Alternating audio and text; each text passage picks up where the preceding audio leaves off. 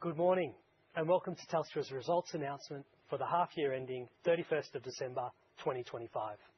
I am Nathan Burley, Head of Investor Relations.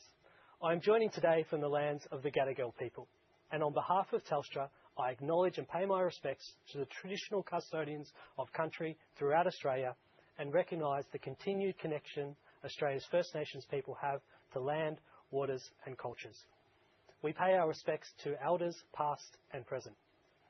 This morning, we will have presentations from our CEO, Vicki Brady, and our CFO, Michael Ackland. We will then open to questions from analysts, investors, and then the media. I will now hand over to Vicki.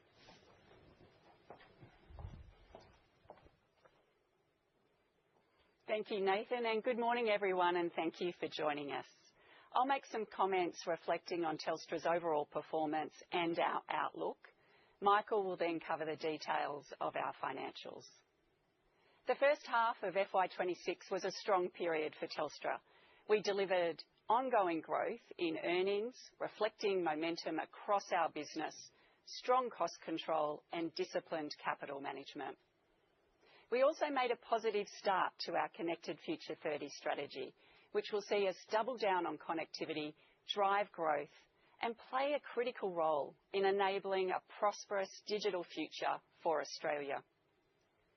In first half 26, reported financial performance compared to the prior period included EBITDA up 4.9% to 4.2 billion, EBIT up 9.2% to 2 billion, profit for the period, or NPAT, up 8.1% to 1.2 billion, earnings per share up 11% to 9.9 cents, and return on invested capital up 0.8 percentage points to 8.8%. Our underlying growth more accurately reflects our financial performance compared to the prior period. Underlying financial performance showed underlying EBITDA up 5.5% to 4.2 billion, cash EBIT up 14% to 2.5 billion, cash EPS up 20% to 14 cents, and underlying return on invested capital up 0.9 percentage points to 8.9%. On the back of cash earnings growth, the board resolved to pay an interim dividend of 10.5 cents per share. The interim dividend is 90.5% franked, with a franked amount of 9.5 cents per share and an unfranked amount of 1 cent per share. The interim dividend uplift and the level of franking applied is consistent with our capital management framework and our aim to deliver a sustainable and growing dividend. Our dividend is supported by strong cash earnings this half, and our Connected Future 30 ambition remains to deliver mid-single-digit growth in cash earnings. Today, we are also announcing an increase in our current on-market share buyback from up to $1 billion to up to $1.25 billion. This increase is supported by strong progress in completing 637 million of the buyback in the half, earnings growth, and the strength of our balance sheet. The on-market share buyback is expected to support earnings and dividend per share growth, and along with the increased interim dividend, reflects the board and management's confidence in our financial strength and outlook. Now that we've completed our first half, we are tightening our FY26 underlying EBITDA guidance to between 8.2 billion and 8.4 billion. Our guidance on other measures are unchanged. Looking now at our results across the business. We grew underlying EBITDA across our mobiles, fixed consumer and small business, InfraCo Fixed and Amplitel businesses. Importantly, our mobile business has continued to perform well, with EBITDA growth of 93 million. Mobile's growth was driven by higher ARPU and more customers continuing to choose our network and the value it provides. Mobile services revenue grew by 5.6%. Our fixed C&SB EBITDA grew by 37 million, reflecting ARPU growth and disciplined cost management. We introduced our internet-only plans late in the half, and customers now also have access to our Telstra Smart Modem 4 with next-generation Wi-Fi 7 technology. With these new offerings in place, we're focused on stabilising customer numbers and driving growth. Our fixed enterprise EBITDA declined by 9 million as we continue to reset this business, including through portfolio management and reduced costs. We remain committed to this reset, with further changes proposed last week to continue removing complexity. Our international EBITDA declined by 2 million, but grew excluding one-offs. Michael will go through this in detail. Our domestic infrastructure businesses across Infraco Fixed and Amplitel continue to grow, reflecting strong customer demand. Across the business, we achieved 14% cash EBIT growth. This percentage growth rate is higher than the rate we expect at the full year, largely due to lower BAU CapEx in the first half. Our full-year cash EBIT guidance is equivalent to around 5% to 10% annual growth. We delivered positive operating leverage of 3.1 percentage points, in line with our Connected Future 30 target. Given the low level of income growth in the period, we achieved operating leverage largely through strong cost discipline and efficiency gains. We reduced underlying operating expenses by 179 million, or 2.4%, more than offsetting pressure from rising costs. This required challenging but necessary decisions to reduce some roles and set us up to deliver on our Connected Future 30 ambitions. We're also seeing efficiency gains flow from technology leadership as an important enabler of our strategy. This includes modernising our software practices, relentless simplification, strong adoption of AI, and an API-first architecture. For example, we've consolidated our software partners from 400 down to 2, improved efficiency in our software development by more than 20%, and sped up time to market and release cycles by 15 to 20%. And most importantly, we're seeing benefits to customers, which I'll come to shortly. Turning to our strategy, our ambition is to be the number one choice for connectivity in Australia. Achieving that in a changing environment means radically innovating in the core of our business. You can see the layers and enablers of this strategy on this slide, which we covered in our last Investor Day. There is a more detailed scorecard in the appendix that shows our progress, so I won't go through that in detail, but I will make some comments on the importance of connectivity and call out some highlights from the half. Connectivity is foundational to supporting national productivity, resilience, and security.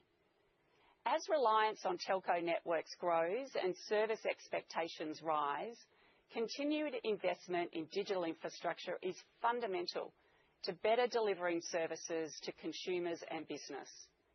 Investment needs to be supported and encouraged, and the investment required across the sector will be large, in the multi-billions of dollars. To do this well, we need to have a shared national vision for the digital future we want to create for Australia, and a national digital infrastructure plan our sector can align behind with government and regulators. This must include a plan to use spectrum to the greatest possible benefit to consumers and businesses. To do that, we need certainty of spectrum allocation on fair terms at a fair market price. We also need better regulation, designed for but agnostic to the technology of today. We need forward-looking guardrails that both protect consumers and encourage innovation to deliver better outcomes for them and the nation. We welcome the Productivity Commission's proposal for a deep dive review of regulation in the telecommunications sector. We want to work with government, regulators and the sector on a shared vision for Australia's digital future, so we can better align policy, regulation and decision-making with the goals we have as a country. On investing in connectivity, we are driving significant momentum in the build of our Aura network and managing this large, complex project with discipline. The network will be vast, connecting our capital cities with ultra-fast and reliable fibre and the ability to connect regions too. This week, we reached the halfway mark with 7,000 kilometres of fibre in the ground. Our Sydney to Melbourne coastal via Canberra routes are now live, and more routes are expected to be completed in FY26, including Sydney to Melbourne Central via Canberra and Sydney to Perth. We are on track to achieve a 1-point uplift in our Network Experience Index, which brings together network availability and speed across our mobile and fixed networks to measure the real experience our customers receive. The uplift is a result of our ongoing program of network optimisation and early benefits from our additional investment over 4 years in 5G advanced capability.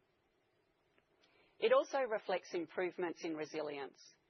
For example, we have invested to strengthen backup power across our network sites, which were able to withstand more than 95% of the 165,000 planned and unplanned power interruptions we experienced over FY25. While there's always more to be done, these investments and others contributed to Telstra receiving the 2025 Best in Test Mobile Network Award from Umlaut for the 8th year in a row and with our highest score ever. In June last year, we became one of the first operators in the world to launch satellite messaging. And while it's not a replacement for terrestrial networks, we're seeing it add another layer of resilience when terrestrial networks are disrupted. For example, when fire damage and power disrupted our network during the recent bushfires in Victoria, particularly around Longwood and Harcourt, we saw a 3-fold increase in people connecting to satellite messaging, even though many people had evacuated this area. On supporting customers, we have migrated more than 99.9% of our 7.7 million consumer customers to our new digital stack. We continue to work with around 4,000 of our customers who are the most complex to migrate, and we are managing that thoughtfully. Our team know these customers as individuals as we work through this with each of them, and we're committed to getting it done.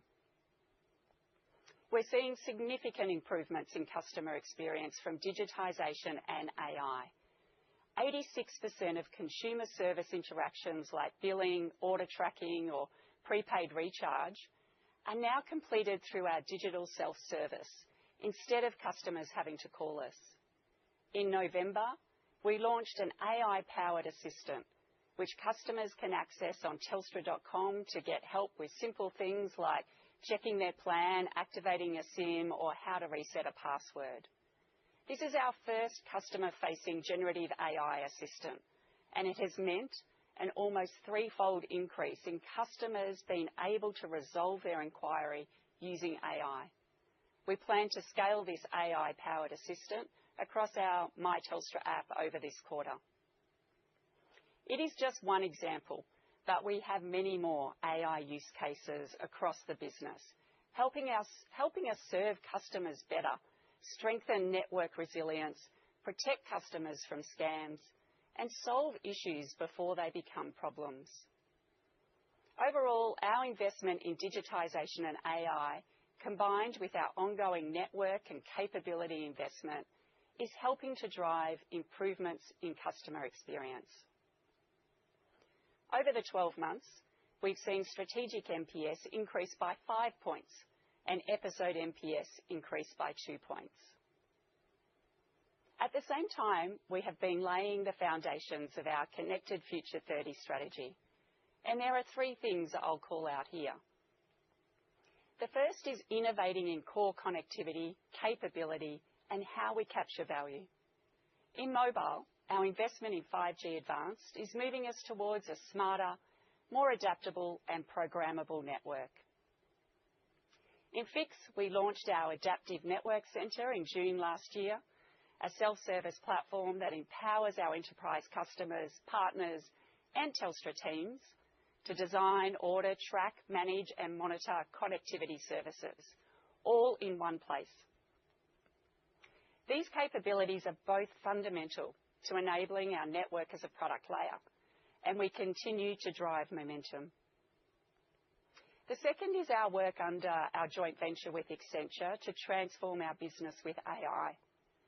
We have made good progress since launch, including retiring legacy platforms, strengthening responsible AI governance, streaming data architecture, and opening access to global innovation via our Silicon Valley hub.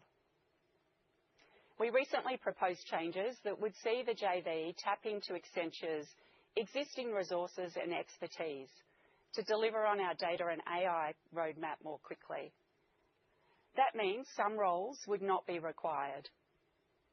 While decisions like this are never easy, over time, we expect it will deliver benefits to our customers and our business faster. Third is our investment in upskilling our people. We continue to put AI tools into the hands of our people to help them learn and adapt. And over the half, more than 75% of our team who with access to those tools use them weekly or more often. We also continue to offer training through our Data and AI Academy. In the first 6 months of FY26, almost 9,000 of our people completed a course. Looking ahead, we are focused on continuing to deliver value for our customers, communities, and shareholders as we build momentum behind our Connected Future 30 strategy. This includes through our core business cash flows, active portfolio and investment management, and disciplined capital management. Our ambition is to be the number one choice in connectivity in Australia and to continue delivering on our purpose to build a connected future so that everyone can thrive. I'd like to thank the Telstra team for everything they have delivered in the half and the care they've shown for our customers, particularly responding to the Victorian fires and Queensland floods over the summer. I'll now hand to Michael to take you through the results in detail.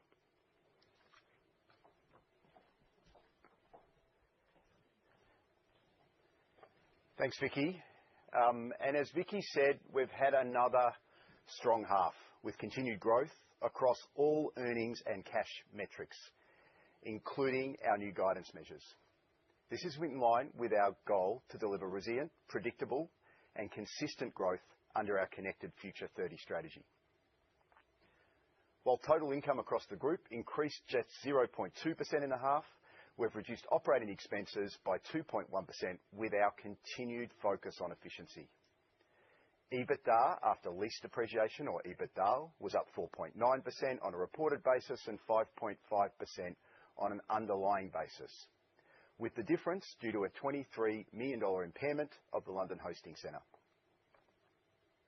We've delivered a profit to Telstra shareholders of $1.1 billion, up 9%, and earnings per share of 9.9 cents, up 11%. These results reflect growth in key products, especially mobile, ongoing strong cost management, and reduced shares on issue from buybacks.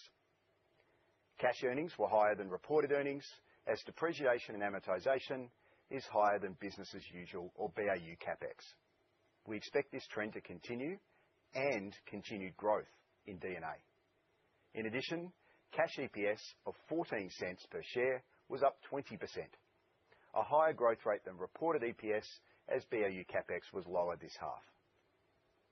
As Vicki said, with stronger cash earnings, the board increased the interim dividend to 10.5 cents per share, up 10.5% on a cash basis. This represents 75% of cash EPS. With our tight franking balance and ongoing gap between cash and accounting earnings, partial franking in this period best supports a growing and sustainable dividend. We've also lifted our current buyback from up to $1 billion to up to $1.25 billion. 637 million was bought back in the first half, or 1.1% of shares, at an average price of 4.90 dollars, bringing us to a total of 2.6% of shares retired in the calendar year 2025. Now, given this is the first half we are reporting on cash EBIT and cash earnings, let me provide a little more detail. As a reminder, cash EBIT is a view of earnings after key cost buckets, including BAU CapEx, lease, and spectrum amortization. Cash earnings is a further view after interest, tax, and non-controlling interests. Cash EBIT growth of 14% to 2.5 billion follows growth in our core operations, coupled with strong cost management and lower BAU CapEx. BAU CapEx of 1.5 billion was down 5%, largely due to timing. We expect a higher spend on digital infrastructure, including in our international business, in the second half. Despite a lower average borrowing rate, finance cost increased modestly. Tax was higher, in line with higher earnings, with an effective tax rate of 28.4%. With that, cash earnings grew 17% to 1.6 billion.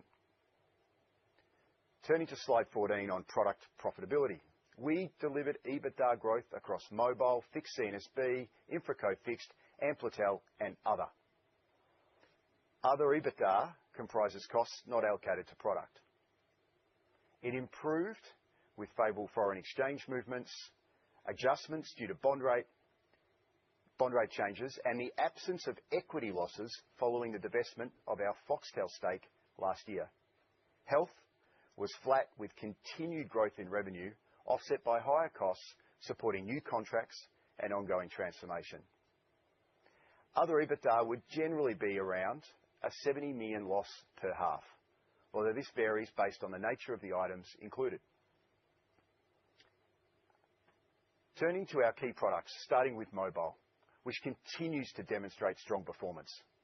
Mobile service revenue grew 5.6%, with growth across all product groups, including postpaid, prepaid, and wholesale handheld, mobile broadband, and IoT.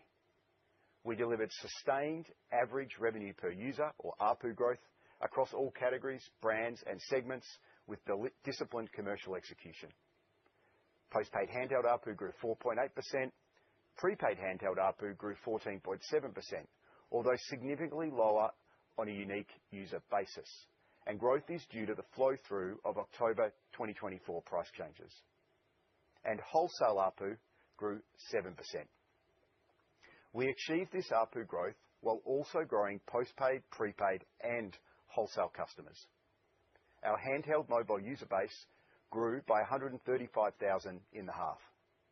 Mobile EBITDA grew 4% to 2.7 billion, with service revenue growth partly offset by higher costs, including higher than usual customer remediation and compensation, sales costs largely related to satellite, increased redundancy, and a higher allocation of shared costs as mobile becomes a bigger part of our business. We expect sequential mobile service revenue growth to be muted given the timing of past price changes and lower IoT revenue following the divestment of MT Data.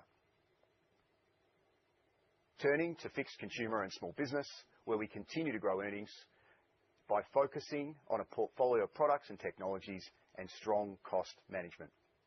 In the half, we grew NBN unit margin through price rises and plan mix, which offset SIO losses, and we continue to grow our 5G fixed wireless product. We continued to invest in our offering in the half. We launched our internet-only plans and introduced the Telstra Smart Modem 4. However, SIO losses remain a challenge and a focus for our channel and marketing teams. In fixed enterprise, we've continued efforts to reset the business and focus on connectivity and strategic growth areas. Starting with data and connectivity, or DAC, where income fell 9%. During the half, progress on product refresh and upselling to higher bandwidths was not enough to offset the impact of service rationalisation and in-period customer credits. We delivered cost and CapEx reductions. However, DAC EBITDA declined to 25 million, as cost reduction was insufficient to offset the revenue decline. Turning to Network Applications and Services, or NAS, revenue declined 4% following deliberate decisions to focus on areas aligned to our strategy and declines in calling products. With strong cost management, EBITDA increased to 62 million in the half. Our focus on portfolio management is ongoing. The sale of Alliance Automation and MT Data are completed, and the sale of 75% of Versant Group, announced last August, is expected to close this half. These businesses contributed 235 million in revenue in the first half of FY26. Turning now to International on slide 18. While reported EBITDA fell 0.5%, we achieved modest growth, excluding significant one-offs. Starting with Wholesale and Enterprise, while reported EBITDA of 232 million grew 20%, this included 45 million of one-off benefits, including deferred revenue recognition, other balance sheet releases, and an equity accounted associate gain. Excluding these and one-offs in the prior period, as well as FX impacts, EBITDA grew around 1%. This growth was delivered through strong cost management, following a strategic refocus of the business on DAC. This more than offset DAC margin pressure from higher off-net mix, ongoing declines in legacy voice, a business we expect to complete the sale of this month. Looking forward, Wholesale and Enterprise EBITDA is expected to decrease significantly in the second half sequentially, with the one-off items not expected to repeat, declines in NAS and voice, and partially offset by ongoing cost discipline. Over the past few years, we've focused on maximizing utilization in our subsea cable assets. We have been disciplined in our investments in new capacity. However, this has limited opportunities for new sales and growth. We now see promising investment opportunities in the second half of FY26 within our BAU CapEx guidance. Digicel Pacific reported EBITDA declined 22% to 139 million, as the prior year benefited from the release of the remaining earn-out provisions. Excluding this and in constant currency, EBITDA grew 1.7%, with ongoing cost reduction offsetting a challenging operating environment. Turning to Infrastructure on slide 19, InfraCo fixed income was broadly flat at 1.4 billion, with growth from NBN CPI indexation and ground stations. This was offset by lower commercial and recoverable works, reported legacy asset sales, and internal revenue based on efficiencies and lower power charges. InfraCo fixed EBITDA grew 3.4% to 905 million, including a higher contribution from NBN, copper recovery, commercial works and cost efficiency, partially offset by the reduced internal income. Amplitel continued to benefit from strong demand for towers and cost efficiencies. EBITDA grew 6.6% to 162 million, despite the MOCN impacts. Regarding strategic investments, including the Aura network, which is our new name for our inner-city fibre, we continue to expect spend of 1.6 billion above BAU CapEx across the project. Now, while we expect the vast majority of this spend to occur by the end of FY27, we now expect a small amount of spend and some routes to complete in FY28. We continue to be disciplined in the build of this 30-year asset, including prioritising routes in line with customer demand and returns. We expect a mid-teens IRR with strong revenue growth, especially from FY28, in line with demand as routes come online. Strong cost management is a key highlight of this result. Our proactive cost management and the benefits from technology adoption is helping us be more efficient, respond to structural challenges in some products, as well as the impact of inflation, and allow for reinvestment. Lower sales costs were a function of lower fixed CNSB, international and NAS costs. Fixed costs were 76 million dollars lower. Together with lower BAU CapEx, cash EBIT costs reduced, delivering strong operating leverage of over 3 percentage points. We've maintained our strong capital position with liquidity supported by strong operating cash flows. Net debt remained stable at 1.9 times despite our buybacks, as higher debt was offset by EBITDA growth. We've also reduced our average cost of debt to 4.8% and extended our maturity profile. Our balance sheet is strong, and we remain committed to an A-band credit rating. This has enabled us to lift our current buyback. We've also improved our return on invested capital. Turning to FY26 guidance on slide 22.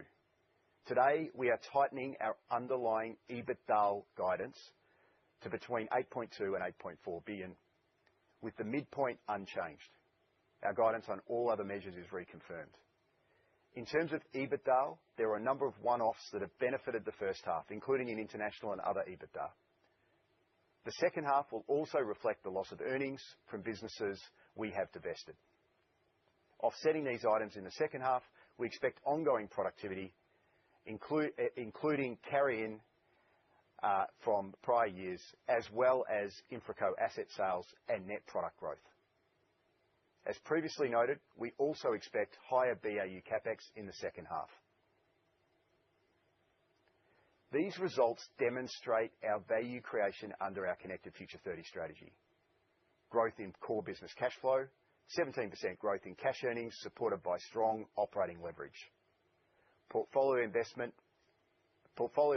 management, where we continue to execute in line with our strategy to enhance returns, and disciplined capital management, including the lift in dividend and buyback. Finally, I would also like to thank the Telstra team for all of their ongoing efforts in delivering value, especially for our customers, the communities in which we operate, and our shareholders. And I'll now hand to Nathan for Q&A. Thank you. Thank you, Michael. We'll now open for questions from analysts and media.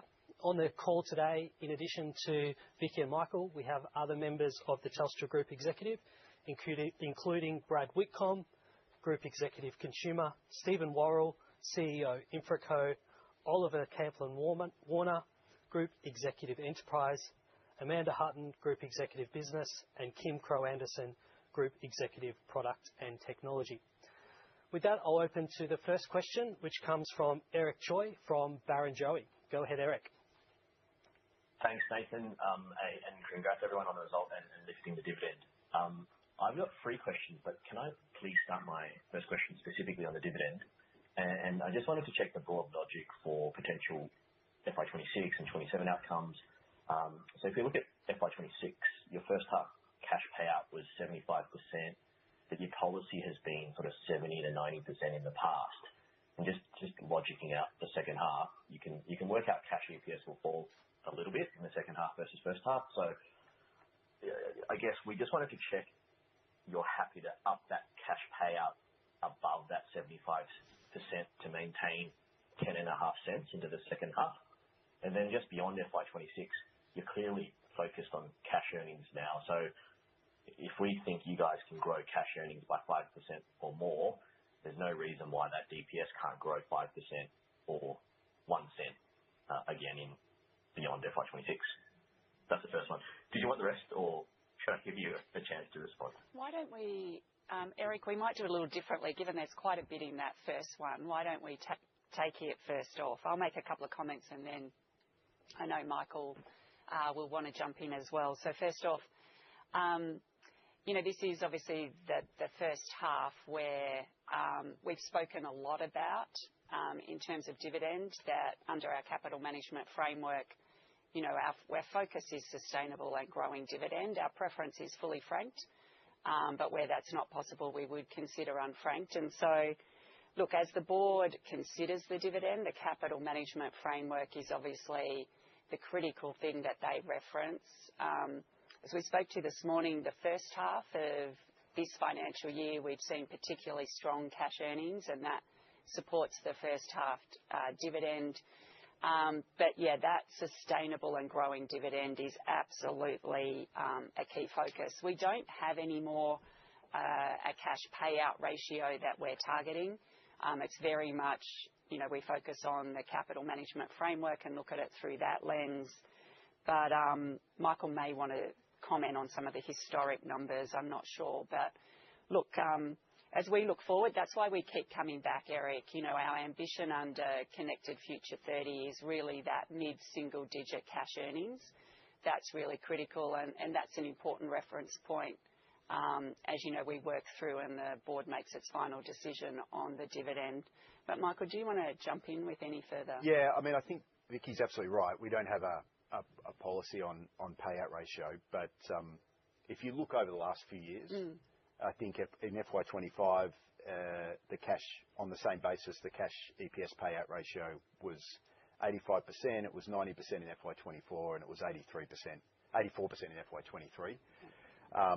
But as we're focused on that sustainable dividend and, just recommit to our objective to deliver mid-single-digit growth in cash earnings, Eric. Awesome. I'll try and be quick on 2 and 3. But just number 2, just in terms of balance sheet headroom for capital management, and I'm going to focus on Moody's here since they're one notch higher than S&P. It looks like they've lifted your max gearing headroom to 2.4 times now. So can I confirm on their measure you'd be tracking at 2.1 to 2.2, and that's before you conducted portfolio optimization? So basically the question is, do you have plenty of headroom to increase both dividends and buybacks from a credit agency view? Excellent. Well, that's quite a detailed one. My overarching comment is, our balance sheet is strong. It's a core part of our capital management framework. You know that we're absolutely committed to those settings that keep us in that A-band credit rating. But Michael, do you want to get into any of the specifics there? Yeah, so we reported 1.9 times. I think that's well within our conservatively framed outlook of 1.75 to 2.25. Moody's have a slightly higher top end to that range. They do use some slightly different methodologies, as you point out. We track both of them, but I think your conclusions that the balance sheet is strong and that we do have strong capacity within that A-band rating based on both Moody's and S&P is correct. Sorry, can I fit in the last one? Sorry. Just a question on whether investors should think of Telstra as an AI loser or winner. And I think you're implying you're an AI winner because to get to your long-term ROIC of 10%, you basically need to grow EBITDA $1 billion or more from here. And like logically, you can see your mobile service revenues are 8 to 9 billion, your fixed cost base is 7 billion. If those two kind of grow in line with each other, they kind of offset each other. So you kind of need something else to fill that $1 billion plus gap. And that's going to have to be through InfraCo and cost efficiencies. And I'm also guessing that's going to have to be driven by AI. So you're essentially saying AI helps you hit your long-term guidance.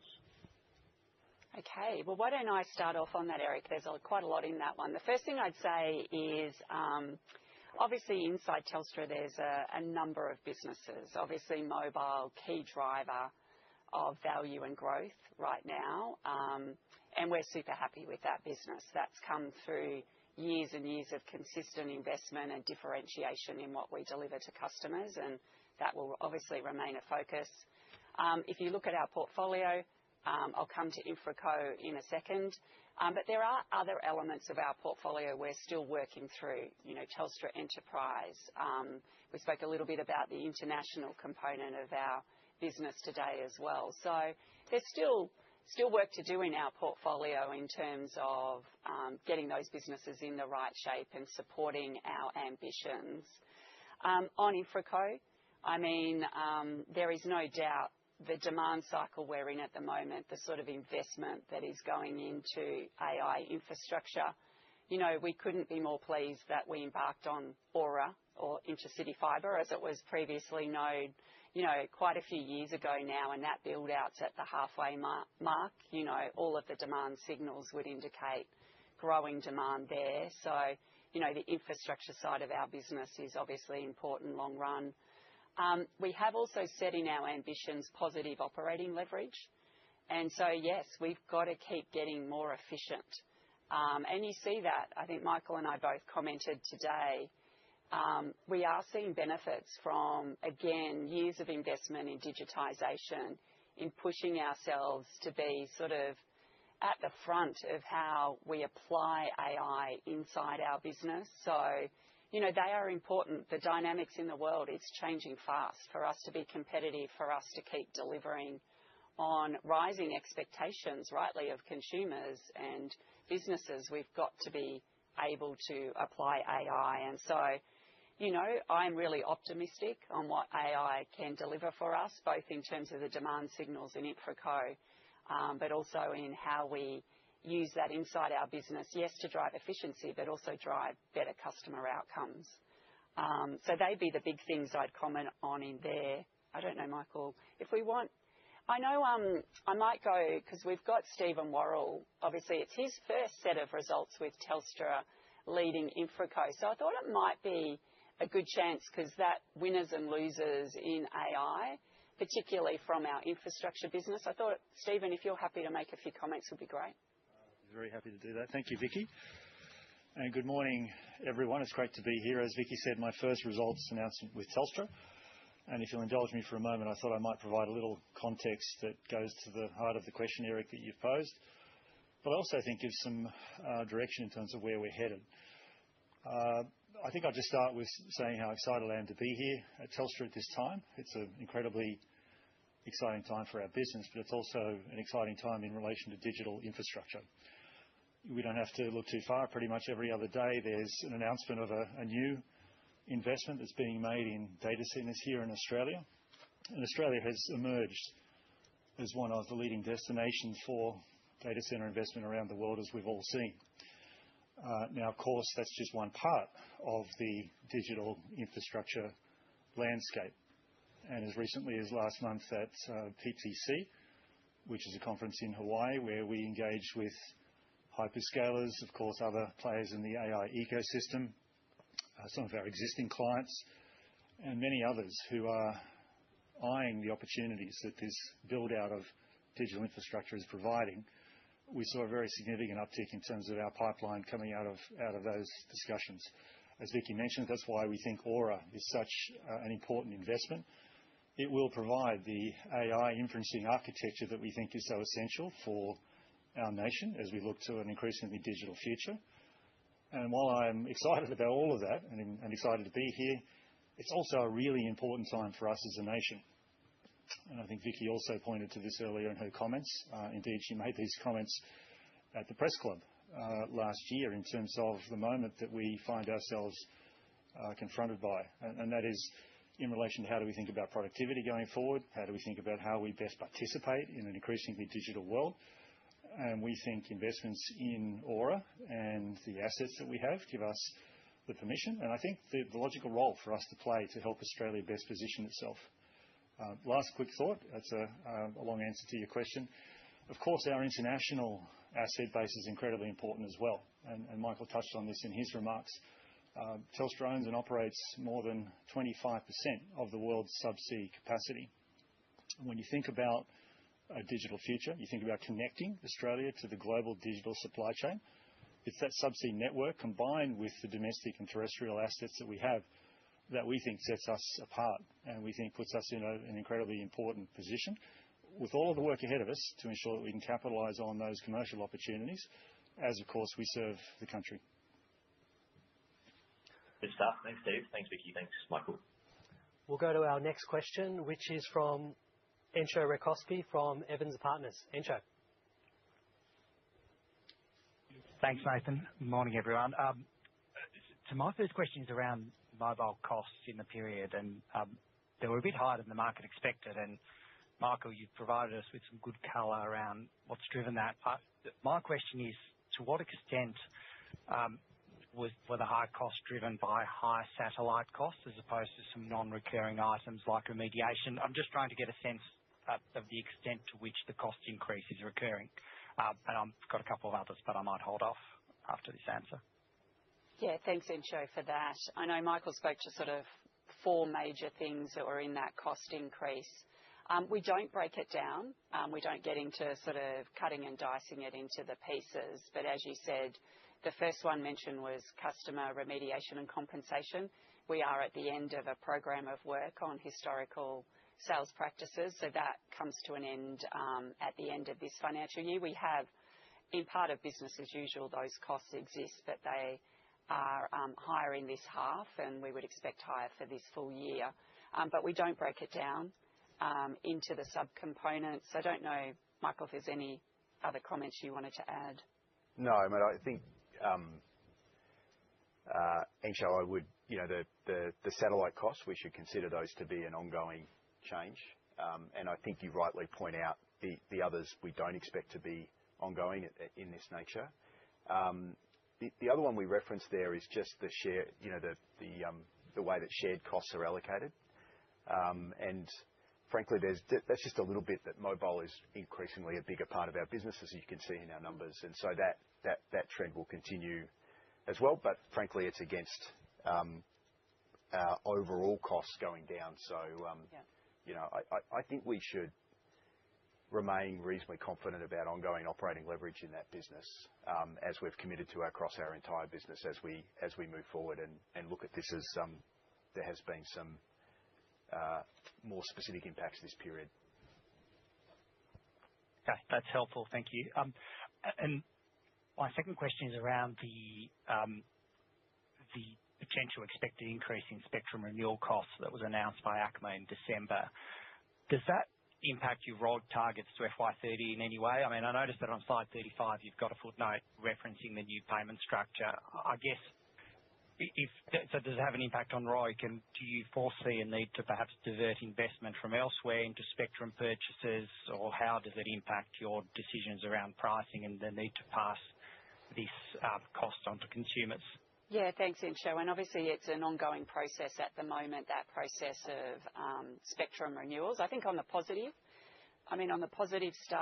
front, starting there, ACMA has decided it is a renewal process.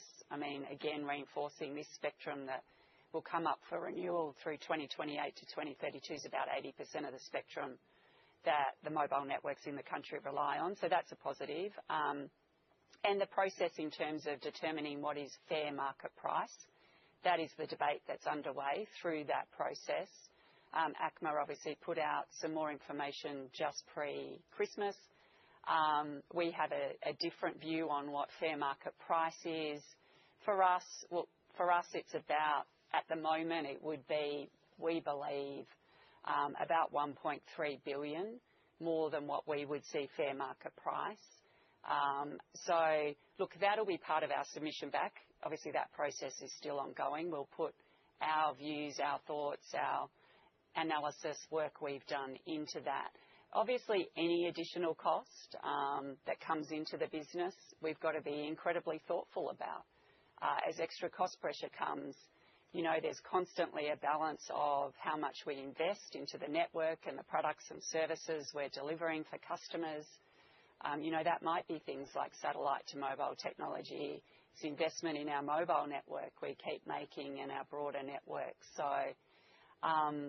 that'll be something we'll have to think about. Obviously, increasing costs, we've then got to think about what does that look like in terms of what it means for pricing for customers, because ultimately, for us to keep investing and being at the forefront to deliver high-quality connectivity services, we absolutely need to make a return on those investments so we can keep that investment going. So, look, it's part of the process.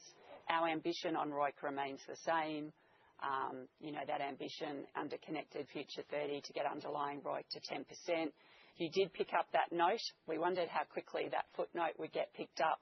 And as you can see, we've just been very transparent using the current ACMA pricing that they've put out as the interim pricing that's reflected in that footnote.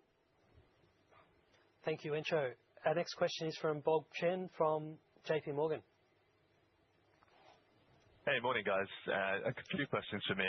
Maybe firstly, just on the really strong ARPU result across the mobile business, especially across the prepaid and wholesale. How sustainable do you think this is? And is this just the beginning of moving those customers onto higher prices? Thanks, Bob. Did you have more than one question? Can I just check? Yeah, sure. Yeah, I've got some others. So do you want me to? Yeah, why don't we grab them all and then I'll make sure we manage to get to them all. Yep. Yeah, sure.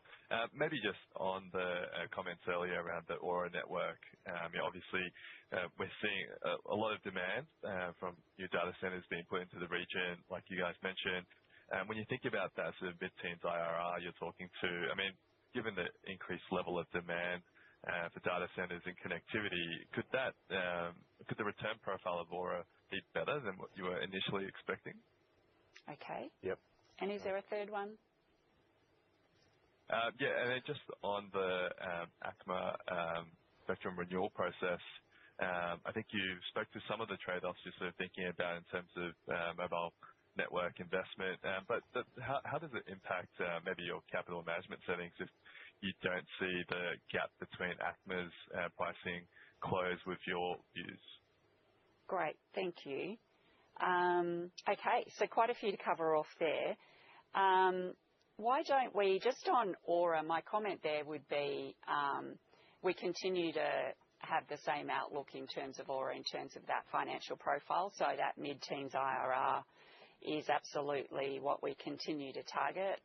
Of course, as you heard Stephen talk about earlier, we do see good demand signals, but obviously we've only just passed the halfway mark of build. So our focus is absolutely completing the build and as the routes come online, making sure we're converting those demand signals into commitments and switching on revenue on the network. So right now that financial profile stays as is, and I think we've put a slide in the appendix just as a reminder of what that looks like. Just on the ACMA, look, as I said, that process is ongoing. If it does land with the pricing that's currently proposed, I think this is where you see the benefit of very disciplined capital management, a strong balance sheet. Obviously, as I said, we'll need to consider various trade-offs, but I think given the hard work over many, many years, obviously the business is in that underlying earnings growth. We're seeing cash earnings growth. And spectrum is ultimately, it's a critical element to delivering high-quality mobile services. So I think, as we stand today, we sit with the capacity, I think, to be able to navigate that period, and we just wanted to be really clear in that footnote and give you a view of how that might look like if the current pricing was to proceed as is in the interim proposal. On ARPU, I think it might be worth getting a few comments on this one. I might get Michael just to make an overall comment because he can cover off the broader perspective, including wholesale, and then I might ask Brad to comment because he particularly mentioned prepaid and, we've got good, strong performance out of the consumer side of the business. So, Michael, why don't I go to you on ARPU more broadly? Yeah, sure. Sorry, just a quick one on your point around capital management and spectrum. I think it's a really good question. The way that I would think about it is we start with what's our return on what's our return on invested capital? Are we getting an appropriate return on invested capital? And that's where all those trade-offs that Vicky talked about. And then the second one is capital management, which is our strong balance sheet. So I think, I'm just reiterating what Vicky said, but I wanted to thank you. Talk to it. Look, I think on mobiles overall, and I think hearing from Brad is going to be much more insightful than anything I could offer, obviously. But we're really happy with the way that our multi-brand strategy is playing out. We have a broad range of brands and offers and channels to market that are meeting more of the market, and we continue to grow that base. You can see that when you look at the revenue growth, the way that is spread, and also the ARPU growth that we're seeing when you take all of our handheld customers in total. So we're really happy with the way that multi-brand strategy is playing out. Prepaid has been a very specific highlight that you called out, and so maybe with that we can get Brad to talk a little bit about how that's working and what's happening. Yeah, thanks, Michael.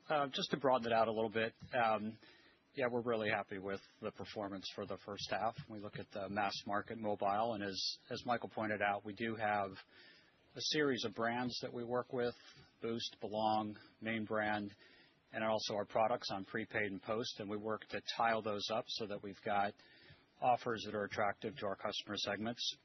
And really pleased that we're able to see growth in terms of subscribers across all of those various aspects of the portfolio.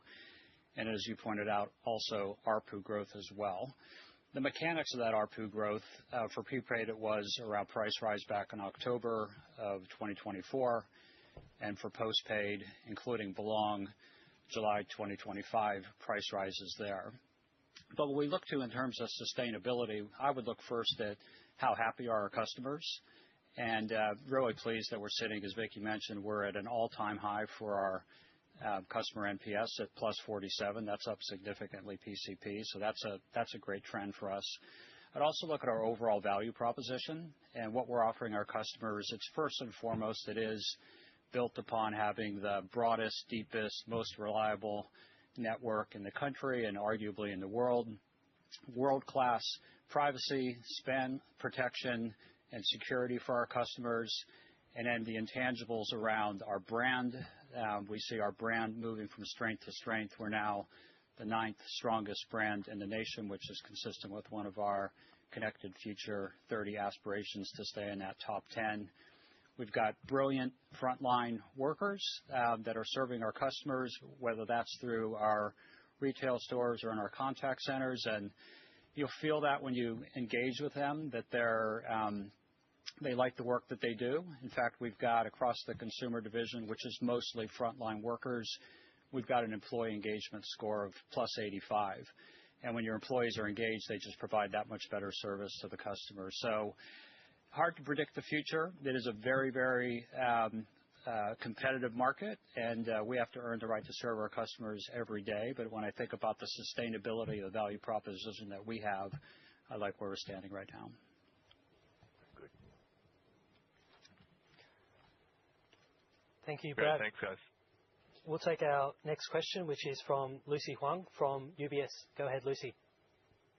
Thanks, Nathan, and thanks, Vicky and Michael. I've got 3 questions. I'll just ask them in a row first.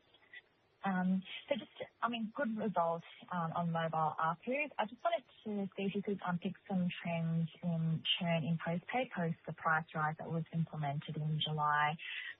And particularly on the enterprise side in mobile result, was that still a drag in the ARPU numbers this half, or do we think that drag's actually moderated moving forward? And then secondly, just on intercity fibre, again, I think you mentioned on the call that we're expecting strong growth coming through in FY28. What's the conversation like with customers on whether or not they want to pre-commit to capacity, just to give, I guess, investors a bit more comfort around the demand profile longer term? And then just thirdly, on fixed CNSB, early days since the unbundling of the modem from the plant, but maybe if you could provide us with some colour as to, whether that's been driving a better outcome so far in getting SIO decline. Thank you. Excellent. Well, thanks, Lucy, for those. I'm actually going to get Brad to come back up and talk a little bit about postpaid churn and also cover off CNSB fixed the internet-only plans. And then I'll ask Oliver, who's leading Telstra Enterprise. I know you had a question there on the mobile front. There's been some really great work out of Oliver and the team in Enterprise, so I'll get him to talk a little bit about where that's at and the trends we're seeing. And then, Stephen, it might be worth you popping back up and just the discussions. As we've said previously, I think, Lucy, with big builds like this, we find there's lots of good demand signals. Often, until you're at RFS of certain routes, it's sometimes not the practice to pre-commit. We obviously had Microsoft where we had, a big strategic partnership there. They are an important, foundation customer of Intercity Fibre, or Aura now. But I might get Stephen can give a bit more colour to how the dynamics are. So why don't we go to Brad, if you're comfortable to cover off those couple. Yep. So if I start with the mobile churn, as you can imagine, before we make any price changes, we do quite a bit of work around elasticity, conjoint analysis, the customers that we're serving and where they might go should they choose to move off the current plan that they're on. And as a reminder, we have no lock-in contracts. We don't have handset subsidies, and so customers can move very, very quickly if they want. That's all the modeling that we do, and we look at that in terms of a yield. How many customers are going to stay where they were? How many people will downplan? Will we have any customers churning? And I would say that this price change that we made in July, we landed right about where we expected in terms of yield, so we are pleased with that. Of course, that all then comes down to the trading on the floor and how we perform in terms of our peak trading windows, whether that's flagship handset launches or Black Friday, Christmas, and currently our end of summer sale, and I think the team is executing quite well. So we're never fully satisfied with churn. We want to keep customers within the portfolio, but we're right on track with what we had planned for. In terms of the fixed CNSB, one thing I would like to underscore is the team has doubled the profitability of that business over the last 3 years. It's been a massive performance, and we're on track right now to deliver about $500 million in profit when we exclude the legacy copper costs that's in that business. So very pleased about that. As you mentioned, we've rolled out a number of new capabilities within that product suite, including the NBN high-speed tiers. We've got straight-through digital processing to make it really easy for our customers to order digitally. We've got a beautiful new Smart Modem 4, which if you don't have it, you should get it. The Wi-Fi performance in the house is exceptional. And then we've got now our internet only. It is early days. We launched internet only right on Black Friday. And I will point out, as we've been migrating off of Siebel and now onto console, we've only got about, a little less than 4,000 customers left on console. It meant we could move very quickly and we could meet that critical trading window of Black Friday. Customer response has been good. That said, we remain in a very, very competitive market. We are focused on SIOs, but we're not focused on SIOs at any cost. So that's how I would describe it now. Team very much focused, though, on the SIO loss. Thanks, Brad, for that. That's excellent. And why don't we, Ollie, are you comfortable to speak a little bit to TE and TE Mobile ARPU trends? Yeah, thanks, Vicky. Thanks, Lucy, for the question. So yeah, let me zoom out and start a little bit on just Enterprise Reset and how we're traveling there, and then I'll zoom in on mobiles. On Enterprise Reset, as Vicky reminds me, there's always more work to do. But I'm really pleased with the progress that we've made so far. Without doubt, by the end of Reset, we will be a stronger, more customer-focused business, no question. We identified a number of critical initiatives at the start of Reset, and those are progressing well. I'm pleased with where they are at. And pleasingly, most importantly for me, customer reaction has been positive as well, where we've seen an increase in NPS. Some of the key points to Reset. First off, just that radical simplification of our product portfolio. It was absolutely critical that we're really focused on who we wanted to be moving forward, not trying to be everything to everyone. We've taken a long, hard look at our cost base and facing some really tough decisions here, but we've made those calls and we do have a very different cost base across the business now. Commercial guardrails we've continued to tighten, which have had a good impact. We have an engaged workforce, like Brad spoke about earlier as well, who are now making a real difference. And then on the portfolio management as well, we've taken a long, hard look at the various businesses that we've had. As Michael touched on, we completed the divestments of MT Data, Sapio, and Alliance in the half. The partnership with Versant, the Versant partnership, that's continuing on track and will close out in the second half. So long story short, there's a lot in there. A couple of weeks ago, we also announced the radical transformation of our service delivery business, where we'll look to improve the customer experience on the delivery front. So there's a lot there. I'm pleased with where things are at, but there's always more to do. Just on mobiles. So mobiles, without doubt, has been the beneficiary of many of those actions that we've taken through Reset. Commercial guardrails, really celebrating the network that Brad spoke about earlier, all those beautiful attributes. And pleasingly, we saw growth in the half, which I'm really thrilled with. It was great to launch satellite to our customers, and especially those organizations who have a remote field workforce where having that connectivity in the hour of need is absolutely critical. So a good response there. You will note in the footnote just around the MT Data divestment and how that will impact mobile in the second half, but pleased with the mobile performance. But there's always more work to do. Yeah, thanks, Ollie, for that. And just to add one comment to what Ollie said on TE mobile performance, Lucy, if you go to the very last, I think it's the very last page in the presentation material in the appendix there, you can see Telstra Enterprise mobile performance and you can see growth there. And so real credit to Ollie and the team. He spoke about commercial guardrails. The team have been very disciplined and we have seen, I think Michael mentioned, ARPU growth across all products and all segments. So that's been a good outcome of that real focus and discipline. Including business. Including business, that's right. That's right. Every segment across mobile, which has been great to see. So why don't we come to Stephen, a little bit of colour, Stephen, around those commitments from customers. Are they prepared to pre-commit? Yeah. Happy to. Thank you, Vicky. And Lucy, thanks for the question. There's sort of two thoughts that might be helpful here. As Vicky mentioned, first and foremost, we need to build the network. So we're 7,000 kilometres into a 14,000 kilometre total build, and we have a couple of the routes ready for service and actually in use today, but most yet to get to that threshold. And so that obviously is the priority as we continue to have all sorts of conversations with players, both domestic and international. The second thought I'd love to share with you is the thought that we are building what I'll describe as AI infantry architecture for our nation, and of course connecting that architecture to what is increasingly being built out around our region and around the world. And in that context, what Aura presents to Australia, obviously critical digital infrastructure for the nation, but it's infrastructure that will support us for a generation. And we're talking about a demand profile that we don't actually see just yet. With all of the investments that we're hearing regularly in relation to data centres, many of those are in the construction process and have yet to come online.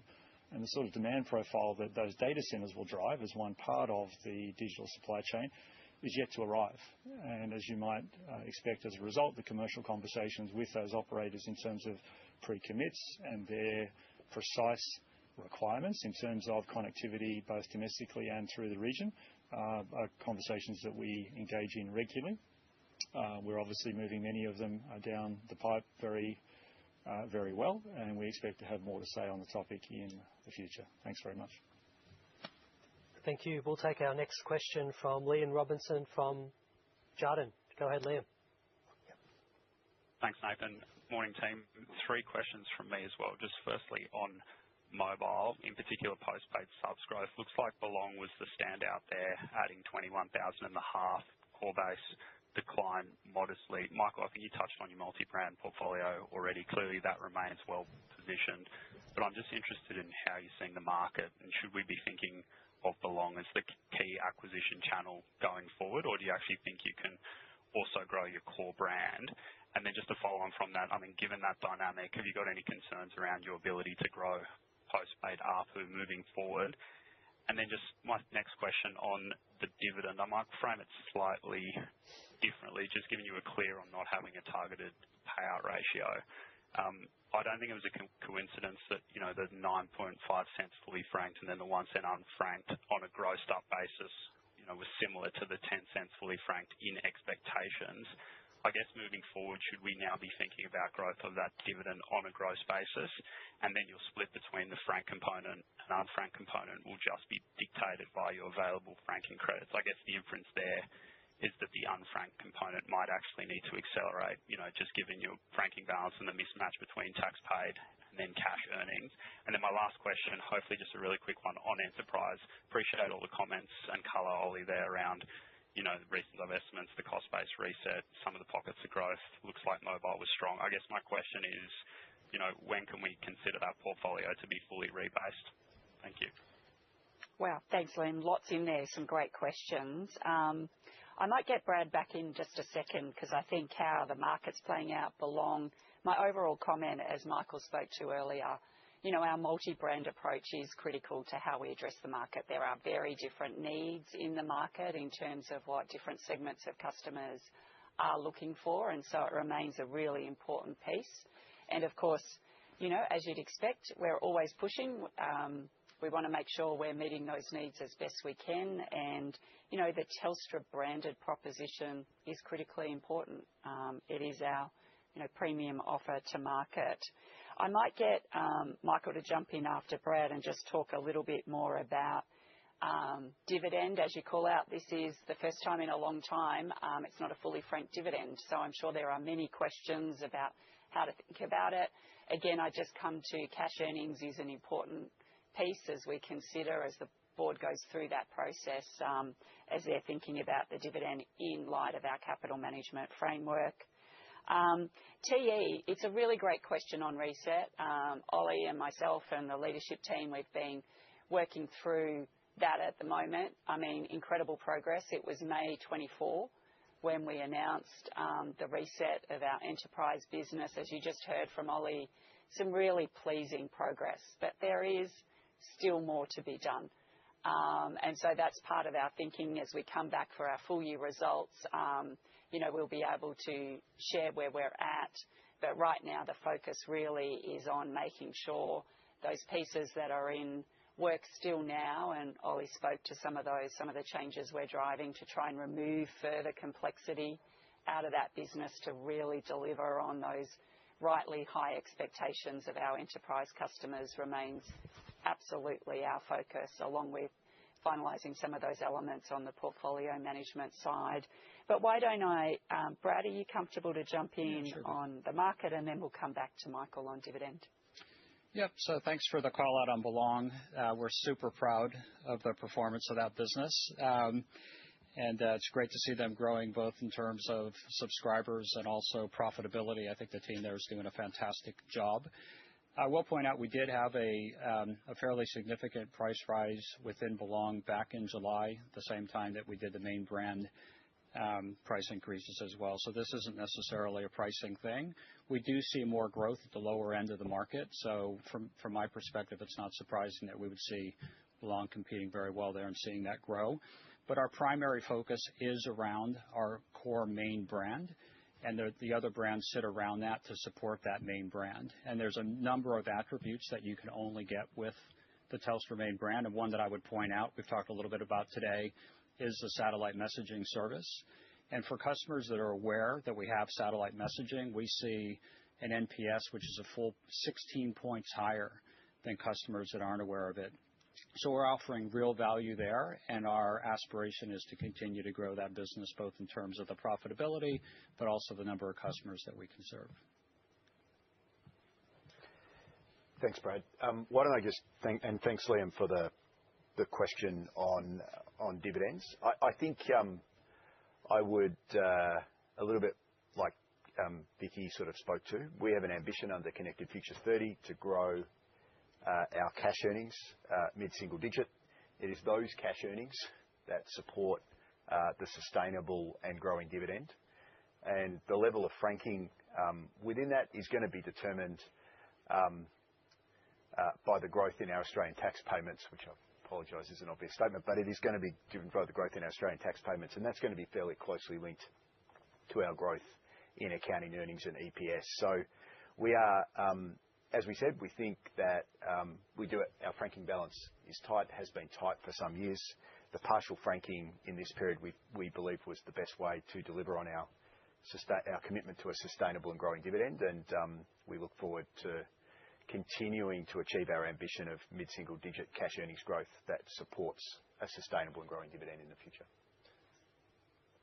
We'll go to Roger Samuel from Jefferies. Go ahead, Roger. Oh, hi, morning all. I might just stick to 3 questions as well, hopefully quick ones. Firstly, just on your guidance, if we look at your performance in the first half, the underlying EBITDA grew by 5%, and if we assume that you can repeat that 5% performance in the second half, that implies that you can easily get to the top end of the 8.3 to 8.4 billion. But is there any issues that we should be aware of in the second half? I mean, I know your investments of some businesses, but there could be some cost out as well that you may do in the second half. The second question is just on fixed CFNB. Obviously, very good result on the profit side. But Michael, you mentioned that you like to stabilize the NBN subs over time. And if we look at this result, I think your NBN subs still declined by about 95,000.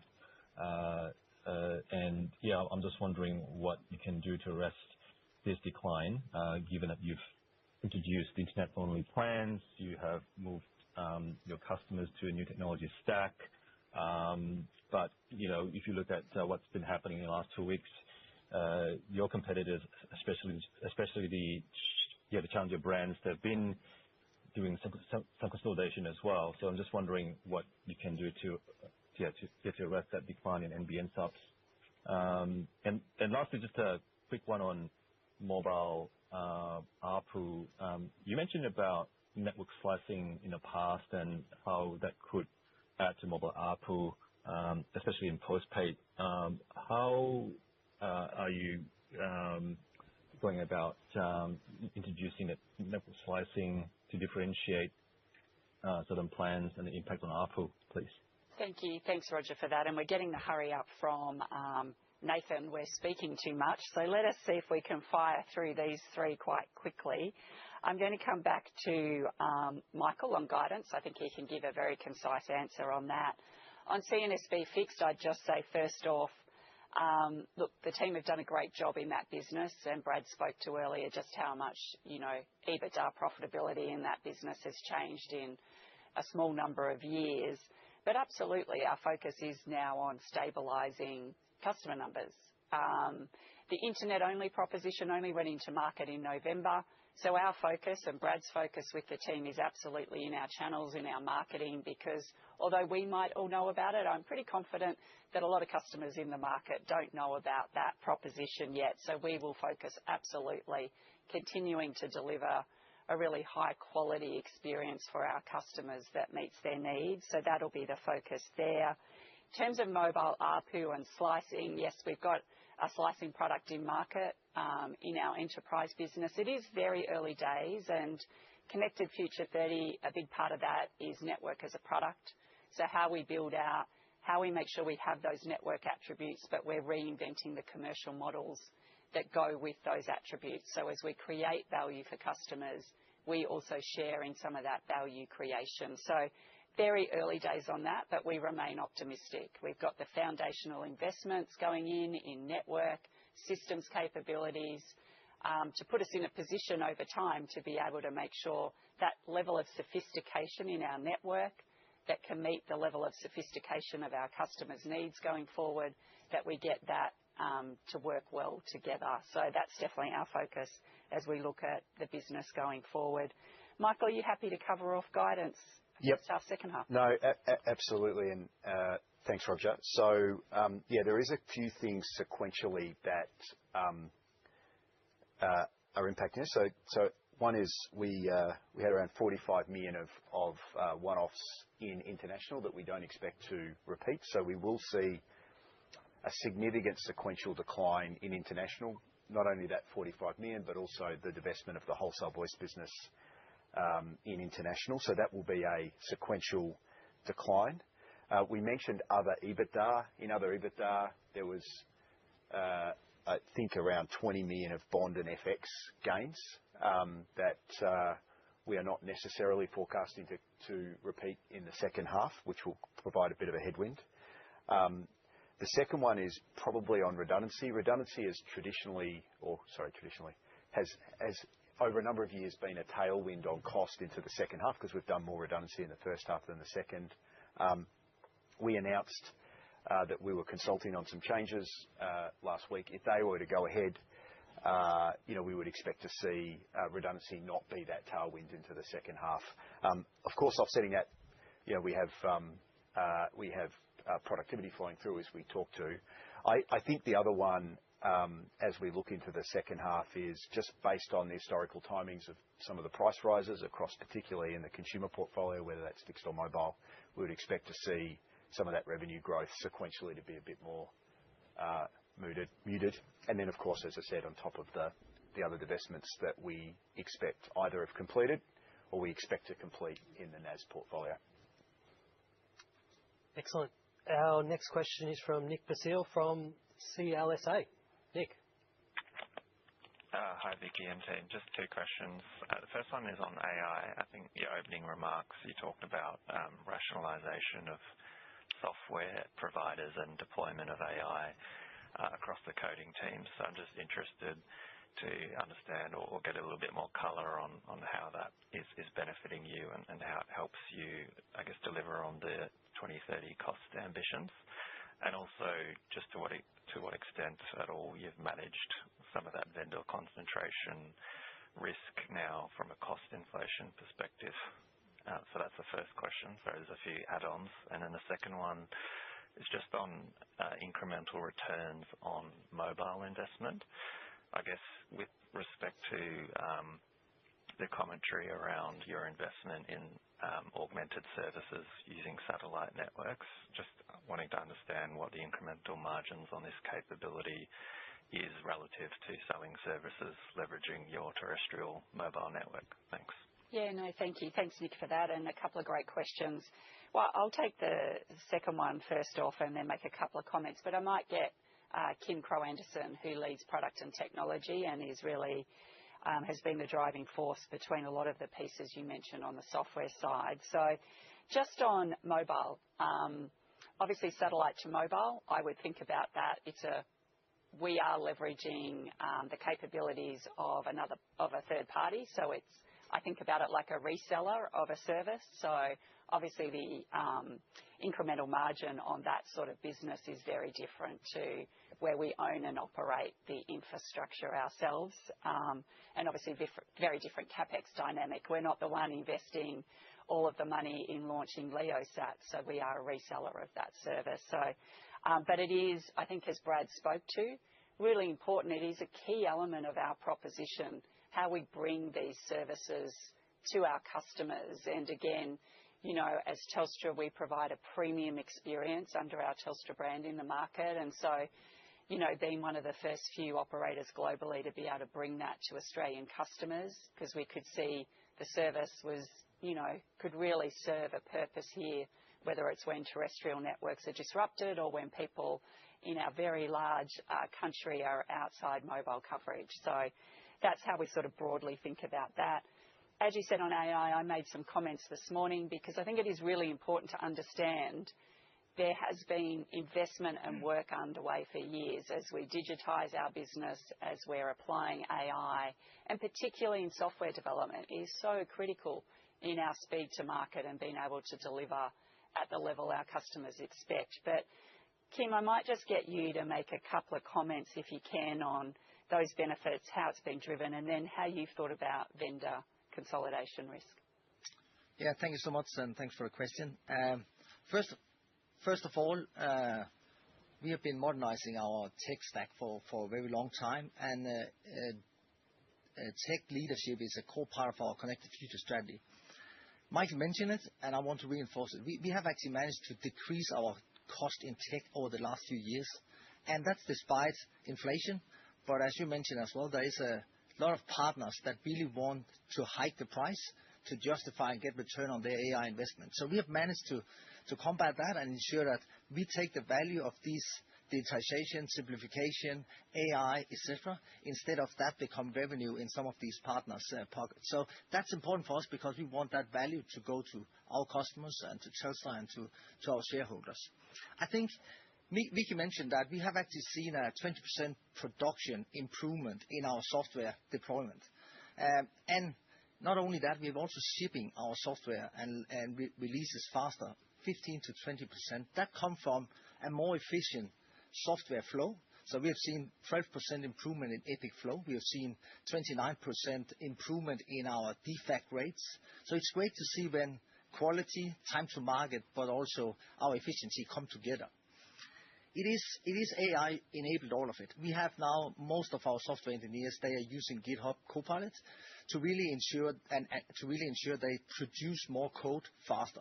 We also use AI for testing. We use AI for quality assurance, for architecture assurance, but also for change management and other things. We use AI for migration, and all these things is a part of us really driving this.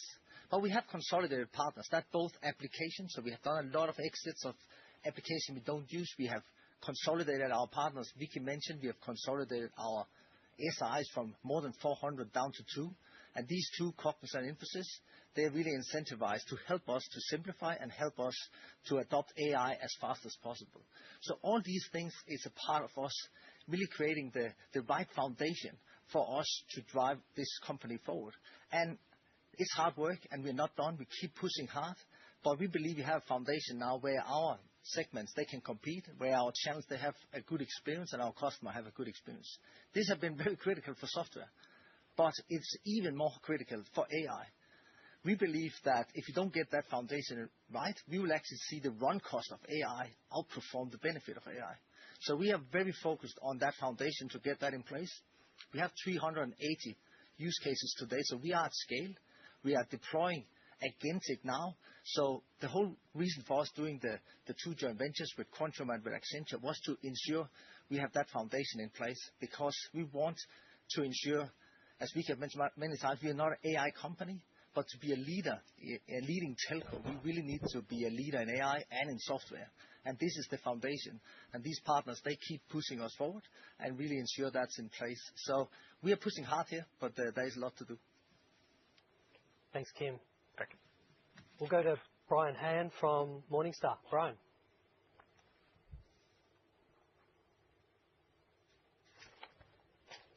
Brian, your line is open.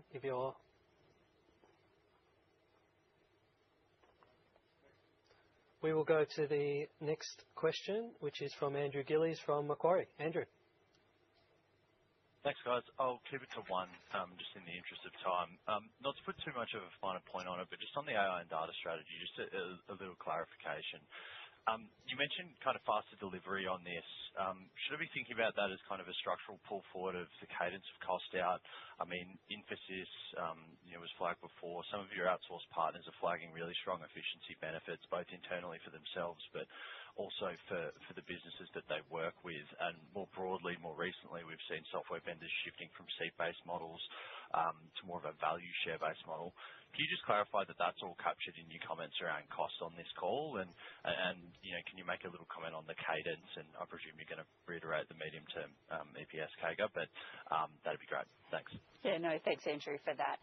Just to reinforce, as we work with our partners, whether it's Accenture under our data and AI joint venture, whether it's Infosys as a key software partner, and also, obviously, we're planning to also use them more extensively to help us in terms of really simplifying the complexity in our enterprise service delivery for our customers.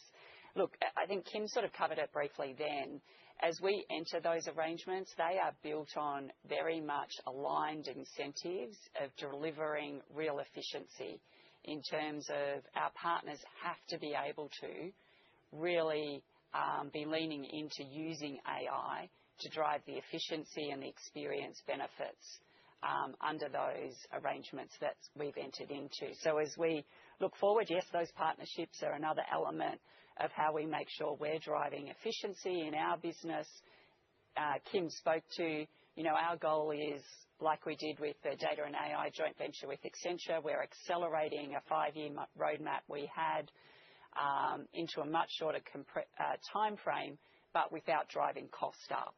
And so we are very conscious of making sure that as we move forward, that alignment with our partners, where we're both driving to get the efficiencies from the application of AI into our process systems and interactions, is absolutely built in. And Michael, in terms of our forward sort of ambitions.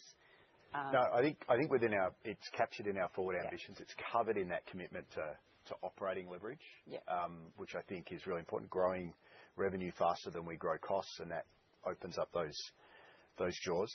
The one point I would make, and I think it's really core to our technology strategy and how we're going about it, is we are very, and Kim made the point, there is a risk here that you end up in software licensing, in cloud costs, and in paying the AI providers, that you offset your benefits.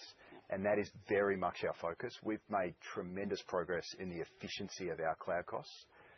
We're getting significant efficiencies around the way that we're focused on how we buy software.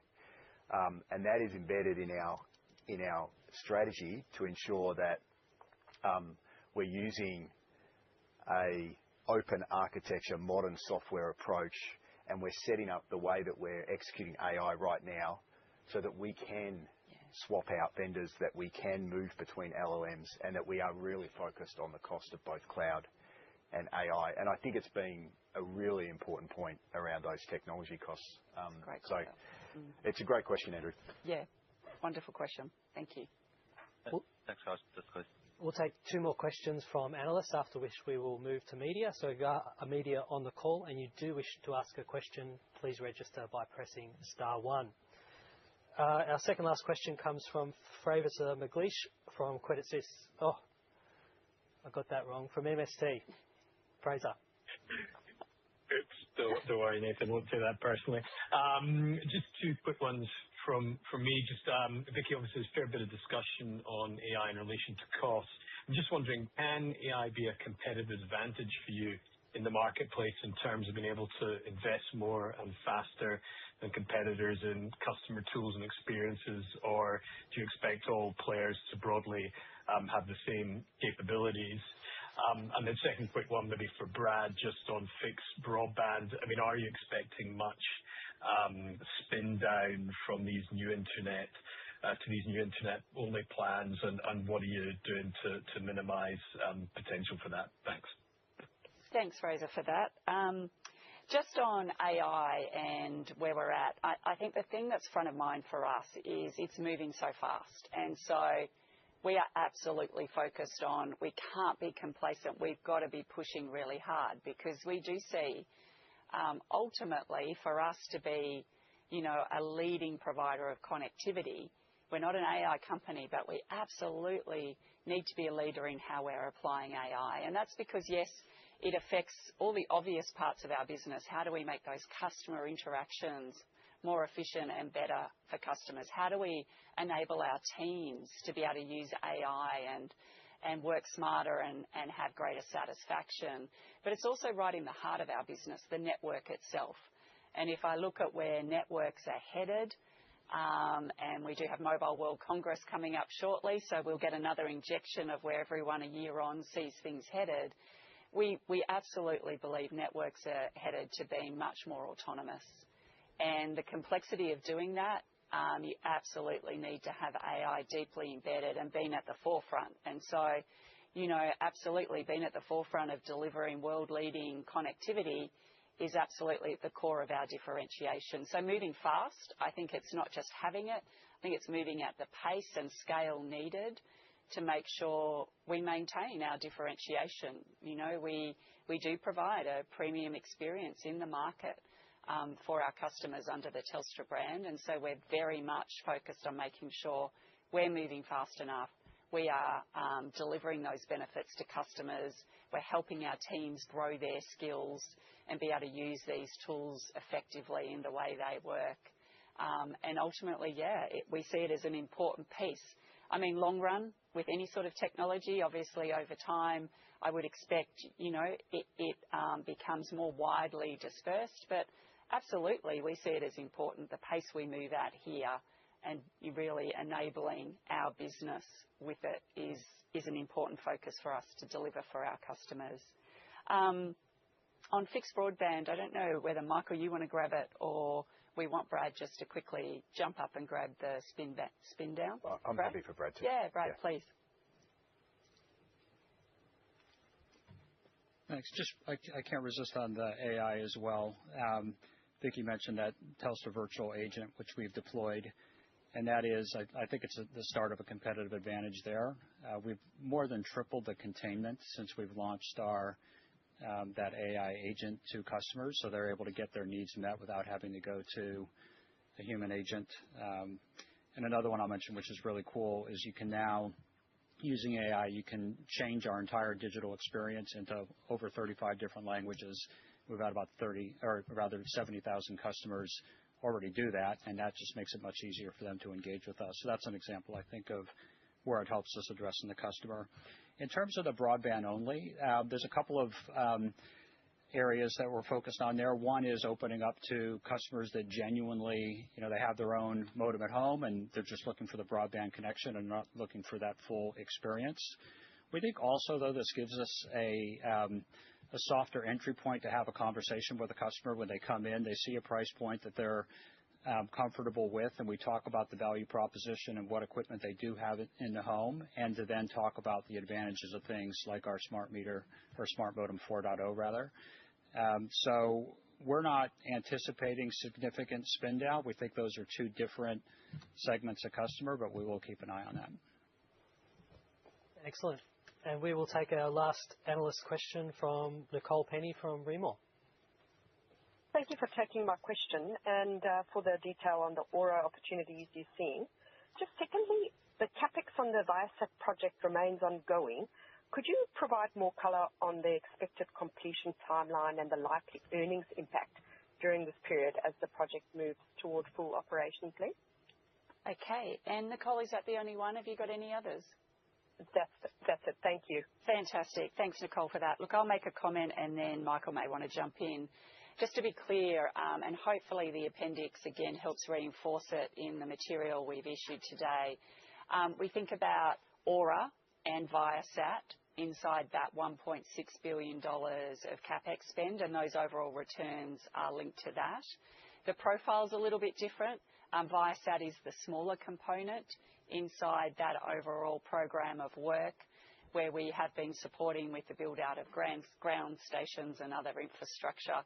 So it's captured inside that broader financial profile that you can see. So it's Intercity Fibre, or Aura as it's now called, and Viasat combined. I don't know, Michael, if there's any other colour. No, I don't think so. I mean, the Viasat has been delivered on an ongoing basis, and we've seen the revenue start to appear through both InfraCo but also into our Telstra Enterprise business.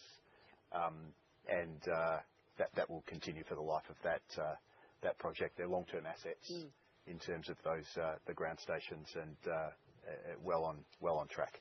So. Excellent. Thank you. Well, that concludes our question time from analysts and investors. We'll now show a short video, which I suspect you do not want to miss because, as Brad would say, it is pretty cool. So we'll show that, and after that, we will have a time of questions from media.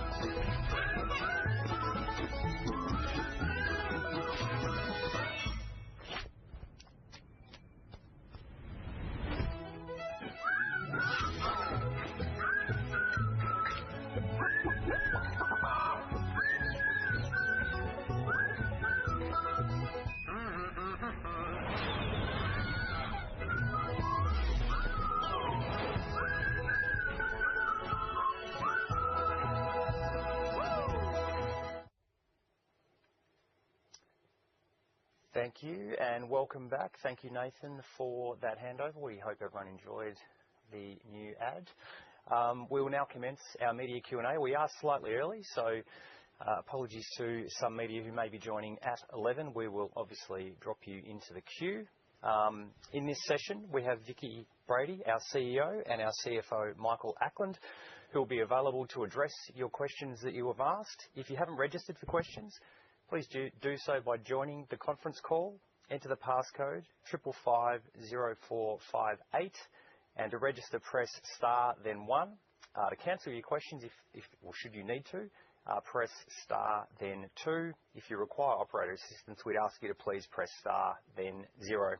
But we will move to questions. Our first question today comes from David Swan from 9 Metro Publishing. So, Swanee, over to you for your first question, please.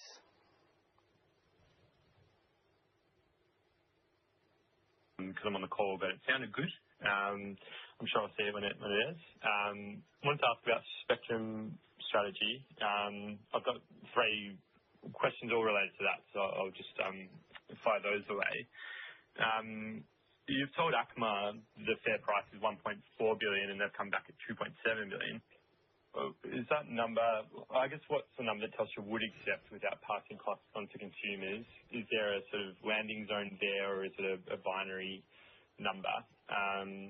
I wanted to ask as well, you said the trade-off with spectrum is between network investment and consumer pricing, but Is there a third option which might be absorbing the cost through lower returns to shareholders?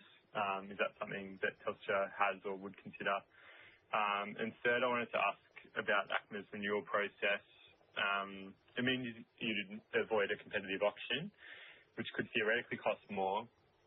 Is the $1.3 billion gap you've complained about still cheaper than the alternative, a competitive auction? Is that something you're keen to is a competitive auction, I guess, something you'd be keen to avoid? Thanks.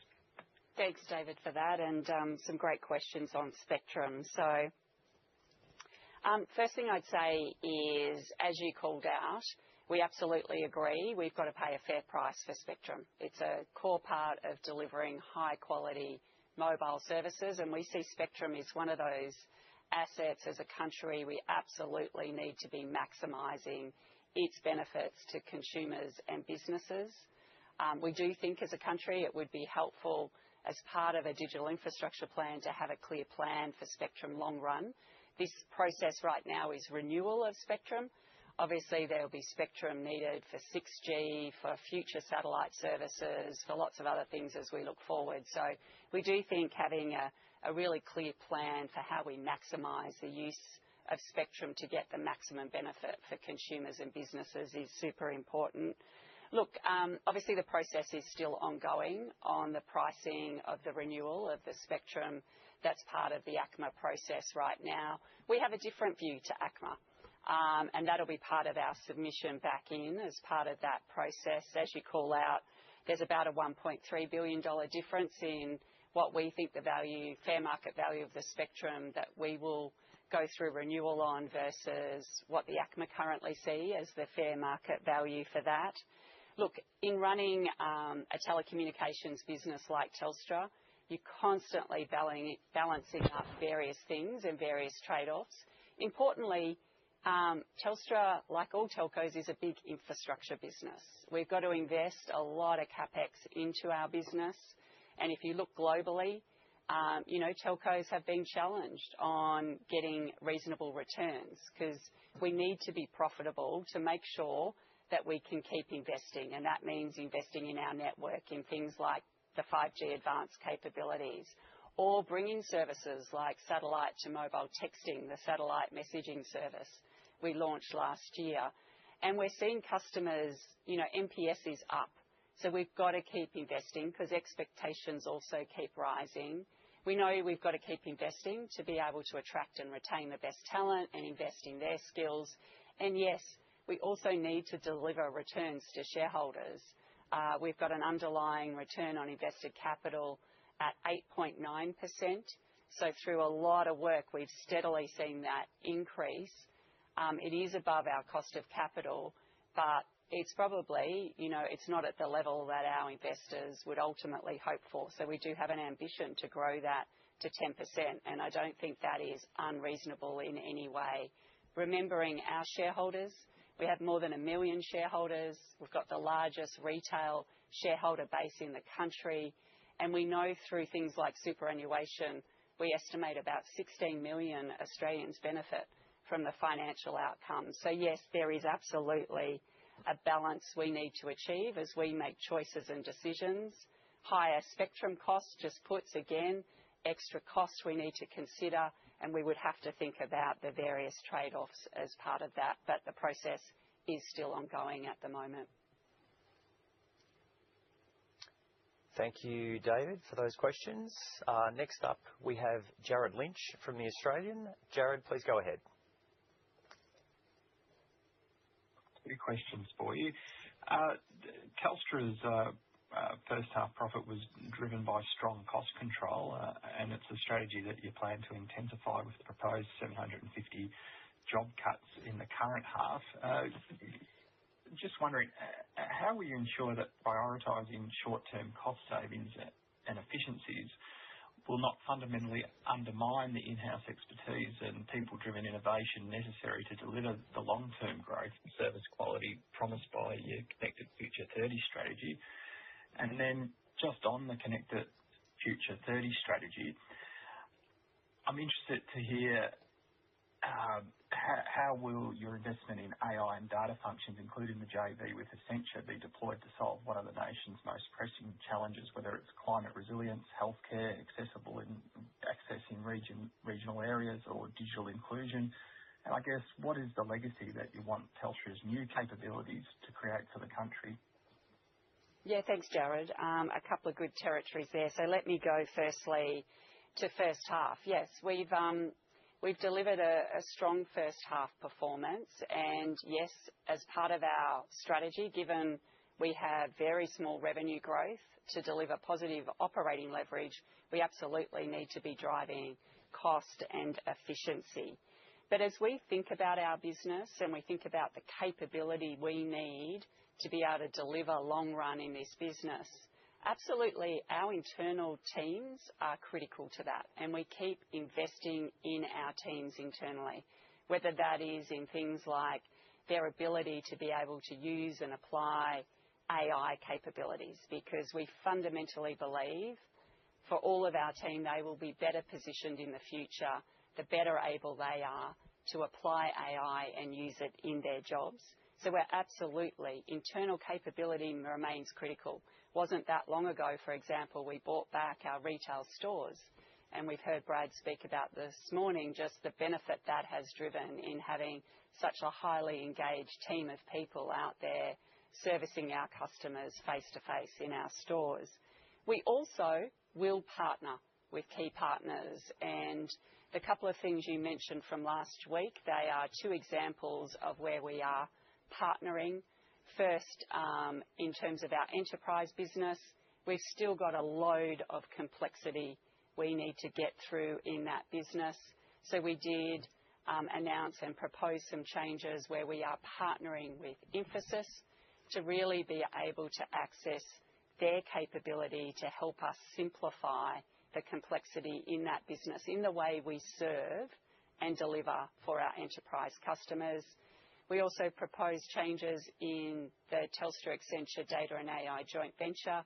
Again, that is about accessing Accenture's global capabilities to help us really accelerate our roadmap on data and AI to be able to deliver benefits to our customers and into our business more quickly. So absolutely, it will be a combination. Our internal teams are critical, and we keep investing in them. But we also, to remain competitive and at the forefront, we've also got to leverage partnerships. And I can assure you, any decision that impacts a role inside Telstra, they are never taken lightly. And we support and work with our teams very, very closely as we work through anyone who has a role impacted as part of any of those choices and decisions. Just in terms of Connected Future 30 and that ambition as we look forward, I think fundamentally we see connectivity. It is a foundational piece for the country. You look to the future of, inclusion, of productivity, of prosperity. Technology is going to play a key role, and having a really solid foundation of leading edge connectivity that is there to deliver to all of those future needs is absolutely fundamental. You spoke about things like healthcare. I think about education. I see the way we work and connect regional communities. It's absolutely core to who we are as Telstra and the focus and delivery of our Connected Future 30 strategy. So absolutely, that core foundation of leading connectivity, we think helps enable the country in terms of those future ambitions of inclusion and of prosperity. Thank you. Thank you, Vicky. Thank you, Jared. We do have a couple of people on the call that haven't registered for questions, so I'll just quickly reiterate that. Once you join the call, please enter the passcode 5550458, then press star, then 1 to register for your question. We will move to our next question in the queue, and we'll go to Graham Lynch from CommsDay, please. Go ahead, Graham. Thanks for taking the call. I wanted to ask about spectrum renewals. I've been following the debate around this quite closely now for a few months. And it seems to be missing the reality that over the next 15 years or so, which is the period we're talking about, 5G and then 6G is going to require a lot of new spectrum in addition to the renewing spectrum. But also, Australia's population is probably going to grow by quite a few million over that same period, which means that telcos such as Telstra are going to have to install a lot of new capacity in cities to deal with all that extra population. Is this these two realities perhaps a bit missing from the discussion around spectrum, and are they informing Telstra's posture on renewal prices? And perhaps could Telstra be better articulating that these are the issues that we'll be facing in coming years? Yeah, thanks, Graham. And I know I've been reading some of your articles that you've been writing and your opinion pieces. You're incredibly well informed and understand our sector and how important spectrum is. So, look, I think... Thank you. Yeah, no, I really appreciate it because it's a really important question where you've gone. Absolutely, renewal is important. As you well understand better than anyone, it is 80% of the spectrum that our current mobile networks run on today that will go through this renewal 2028 through 2032. So the certainty of renewal is absolutely a positive. Obviously, we are debating with the ACMA what each of us think the fair market price of that spectrum is, because we accept, understand we need to pay a fair market price on fair terms. So that's important. But I think where you've gone is critical. And that's why we have been advocating that as a country, we do need a really clear vision for the digital future that has a very clear digital infrastructure plan that includes spectrum. Because where you've gone, as you look forward over 15 years, it's not just the renewal of spectrum, it is all of those new services, all of those new capabilities like 6G, like some of the satellite capability that is currently sort of forecast to be able to be delivered over that time horizon. I think as a country, we absolutely need to be thinking about how do we maximise the use of our spectrum so we get the best possible outcomes for consumers and businesses. And I think that's an important piece that needs to be brought into the thinking. And again, you know, that's not easy, and we are very happy to be part of that as Telstra, and I think as a sector, alongside government and regulators, as we think about how do we absolutely set up the country to maximise the use of spectrum to get the maximum benefits for consumers and businesses. So I think it is an important element right now. A lot of focus on renewal because that process is obviously well underway, but I think your broader point is incredibly important. Thank you, Vicky. Thank you, Graham, for that question. Next up, we have Jenny Wiggins from the AFR on the line. Please go ahead, Jenny. Vicky, 3 questions from me as well. Just with regards to AI, can you give us any more examples of how exactly you're accelerating Telstra's investment in AI other than what you're doing with Accenture? I mean, for example, is Telstra spending more money on AI investments in the current financial year? Secondly, just more generally, do you have any views on how the federal government can improve productivity and economic growth in Australia? And thirdly, with regard to the ongoing problems with the 4G VoLTE networks, that's an issue for all network operators and device manufacturers. Do you think Telstra will ever be able to guarantee that in the future all mobile phone devices that are sold in Australia will be able to connect to 000 without any problems? So, I mean, do you think your testing and talks with device manufacturers will ensure that after the current spate of problems we've had? Thanks. Thanks, Jenny. Well, lots in those 3 questions.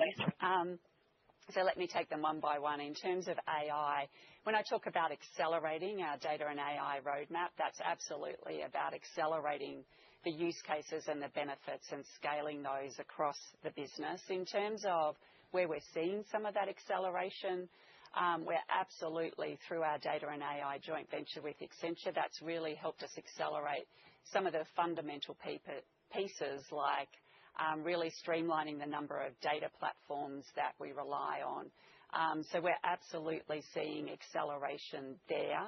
We're not talking about accelerating spend.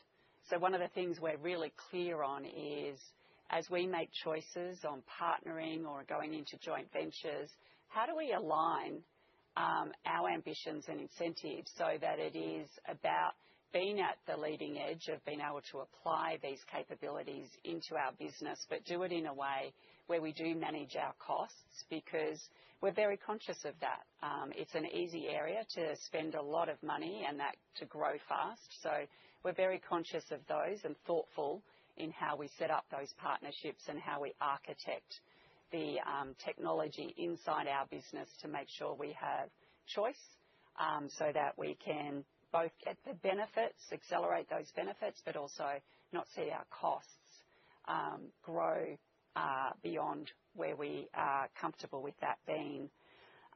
Just on the productivity agenda for the country, I think it's such an important discussion.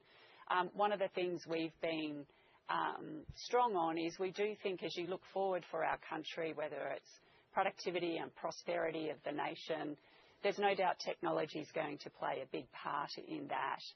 And we think something that isn't always at the top of the list is that technology, whether it's AI or data centres, it does need to be connected.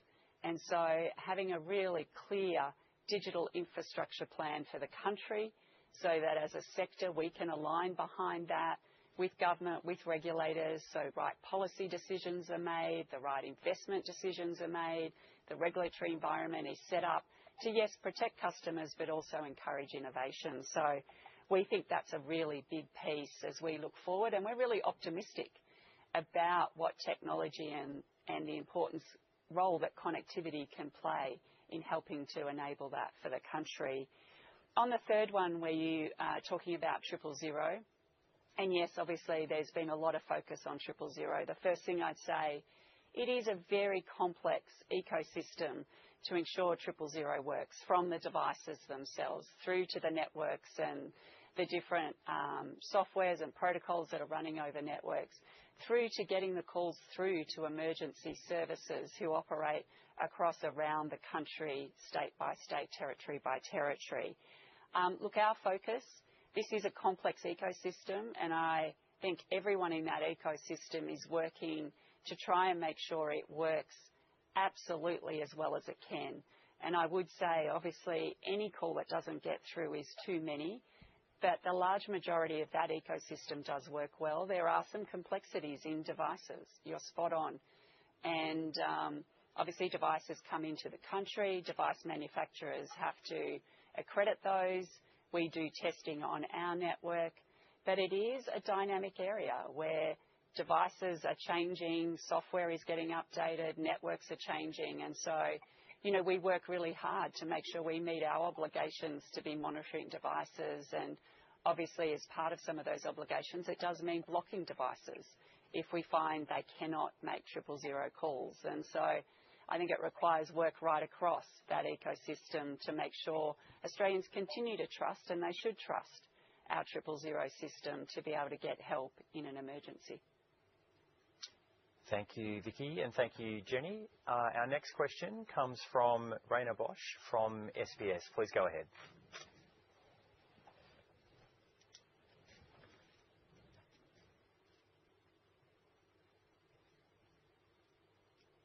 Might be having some issues there, so we might go to David Taylor from ABC. Please go ahead, David. Well, thanks for your presentation. It's quite extraordinary what Telstra is doing. The ABC has spoken to both employees, current employees of Telstra, but also previous employees of Telstra, and those who have been contracted by companies to be also employed by Telstra. And there's a real sense of fear around how your AI investment and AI rollout is affecting jobs. So can you give me an idea of, so it's a two-pronged question, I suppose. Over the past 12 months, what proportion of jobs that have been lost within Telstra are related to your AI rollout, and what proportion of jobs are going to be lost at Telstra up to 2030 based on AI? Okay, and thanks, David, for that. So first off, I mean, the pace of change in AI is quite extraordinary, and when I'm engaging with our teams internally, one of the questions is, what does it mean for my job going forward? And I think the thing we're focused on is absolutely none of us can predict that future. It is changing so fast. I look back over the last couple of years, just how fast it's changed. None of us, I think, predicted that. So the thing we're focused on with our teams, in an environment where it is uncertain how AI will be used, I think the most important thing is skilling our teams. And so we invest heavily in the tools available to our team members. We invest heavily in also the training and skills of our teams through our Data and AI Academy, because irrespective of what the future is and how it plays out, we firmly believe that our people who have better capability in being able to use and apply AI will be better positioned for future jobs. So we're very much focused on that, and I do understand it is a question top of mind for our teams, and as I engage across the country and travel internationally, it feels like a very common theme. The world is moving fast, so our focus is on how do we skill, enable our teams, give them access to the tools. And we are seeing our team members who have access to our AI tools, which is the large majority, are using those tools on a weekly. 75% of them are using them at least weekly, and often a lot more often as it becomes part of the way they work and operate. So as we look at impacts on our business, and yes, any decision to impact a role is a difficult one, we have had to face into those decisions. They are necessary decisions to put us in a position to be competitive, to be able to deliver at the level we need to for our customers. Those benefits, today there's not a role I could say has directly been taken by AI, but of course, our investment in digitising our business, our investment in applying AI is generating a more efficient business for us. And that's why, as I said, our focus is absolutely on working with our teams, that investment in the tools and that investment in their skills. Thank you, Vicky. Our next caller is Brandon Howe from Capital Brief. Please go ahead, Brandon. Thanks very much for taking the time today. Just wanted to touch on an earlier comment that was made during the analyst call. I think it was flagged that because of Telstra's disciplined capital management, it would be able to navigate the upcoming spectral renewal fees if they were to go through as they're currently proposed. I was just curious if that means that there's unlikely to be significant disruptions to existing investment plans, at least out to 2032. And just wanted to touch on a separate point as well. It was revealed, Telstra revealed earlier in the year to the 000 service outage inquiry that suffered about more than 5,200 mobile tower outages last year. I was just wondering what commitments are you making to ensure that this is brought down? Yeah, thank you. Thanks, Brandon, for those couple of questions. Look, this morning on the call with analysts, the question was around our capacity to be able to, if those spectrum renewal costs come in as is currently proposed, how would we be able to navigate that? One of the things about Telstra we're very focused on is ensuring the business is in the right position to be able to continue to sustain investing in the business. And we've worked over many years now to steadily improve our overall returns in the business. They're still not super high. They are above our cost of capital, however. And obviously, if that cost does land higher than what we think the fair market value is, and that process is still ongoing, then that will be a consideration we need to consider as we think about various trade-offs, where we're investing our money, how we're positioning and pricing in market. So there are a whole lot of factors we would need to consider. The point this morning is, are we set up to be able to navigate that as a company? And I look at where we're at financially, our ability to keep investing in the CapEx needed to support the business, our balance sheet capacity as a business. So it was a broader comment about being able to navigate through that. Just in terms of 000, obviously there's been a huge amount of 000 focus, particularly through the latter part of last year. Telstra takes its obligations incredibly seriously. We do have two sets of obligations. We run the emergency answer point for the country. When someone calls 000 under a contract with the federal government, it is a Telstra person that answers that call and passes it then on to the relevant emergency services. And we have our obligations as a telecommunications company, including as a mobile operator. We invest huge amounts of our CapEx into the resilience of our network. These are large, complex networks, and they will have issues over time. Particularly, I spoke this morning about the investment in power backup systems. The single biggest thing that impacts the resilience of our network is power outages. So we do invest in power backup. However, there are situations where power is out for extended time. It could be that equipment fails. They're not infallible. And so we absolutely invest heavily in resilience of our networks. We also invest in things like new technology, bringing satellite messaging to customers just as another form. If there is an issue on the terrestrial network, there's another layer. We also encourage our customers who are heavily reliant on being connected to think about multiple technologies rather than relying on just one.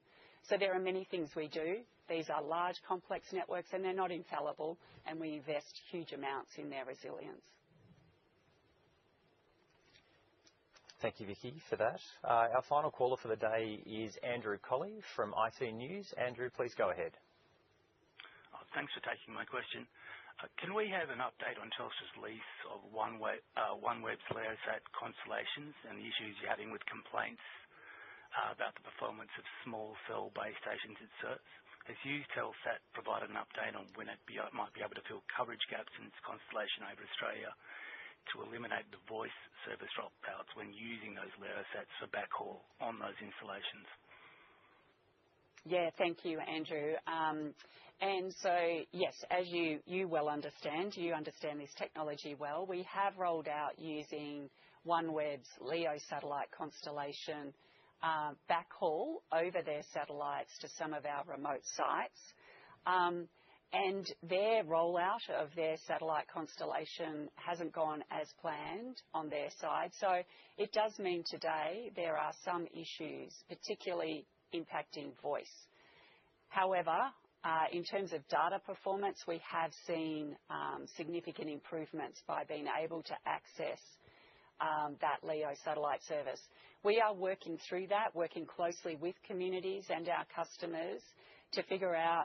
We have rolled it out to a relatively small number of sites to date. That rollout is not going further right now as we work out what is the right balance to find here. It does provide real benefits, much more capacity, much better performance in terms of data over those sites. However, as you call out, there have been some issues around voice dropouts, given where that constellation is at. So that's something we continue to work through with OneWeb, and our teams, as I said, closely engaged with customers and communities that rely on those small cell services. I could have one more question. Would I be able to ask, you've sought some delays to the Universal Outdoor Mobile application to push it back a year. Has the federal government given Telstra any indications it's open to doing that or to holding back the legislation for further consultation? So just in terms of the Universal Outdoor Mobile obligation legislation, so first thing I'd say is we're absolutely at the forefront of rolling out those services in the country. We've already got satellite messaging that we launched in June last year in market. So commercially, we absolutely see the benefits of these services. Under that legislation, it looks at then future services, voice, data. Some of that is dependent on brand new constellations, brand new capability that is not commercially available today. So as we've thought about that and we've given input, that's just an important element. Some of this technology is very early, some of it not in market yet. So obviously that's going to be an important factor, but we're absolutely at the forefront of bringing those services to Australians because we see them as important services, an extra layer of resilience in the event a terrestrial network has an issue, and also that ability in a country as large as Australia when people are outside of mobile network coverage, that ability to stay in touch. Thank you, Andrew, and thank you, Vicky. We do have one final question. Jared Lynch just had a follow-up question. So, Jared, just over to you for your follow-up, please. Thanks, Steve. Vicky, today, other business leaders warn that without productivity gains, that this is as good as it gets after real wages fell for the first time in more than 2 years. I'm just interested about capacity constraints at Telstra and whether you're changing investment as a result of inflation or capacity constraints, and are any being delayed? Okay. I must admit, Jared, I did see some headlines this morning. I haven't read the transcripts and understood the full context of some of those comments. But in terms of where we're at, we're having to navigate. Obviously, there are inflationary pressures on some of our costs. That's why us being at the forefront of how we really drive efficiency and better outcomes for our customers is at the forefront. We're navigating that. We are very focused on what we call positive operating leverage. So we're in an environment where we're not seeing top-line growth at any large level. So we've got to continue being efficient, to be competitive, to be able to deliver at the level we need to for our customers. So right now we are navigating that. You will have seen in terms of our overall result, we did reduce overall costs. So we're able to offset that inflationary pressure that, yes, we feel like consumers and businesses across the country feel. We've been able to offset through some of the hard work, the discipline and the gains that we've found, particularly through technology investment. Thanks, Vicky. Thank you, Vicky. Thank you, Jared, and thank you to all the media and analysts that have joined our call and Q&As today. Thank you for your time and investment in today's call. We will now wrap up the half-year results update. Thank you very much and have a lovely day.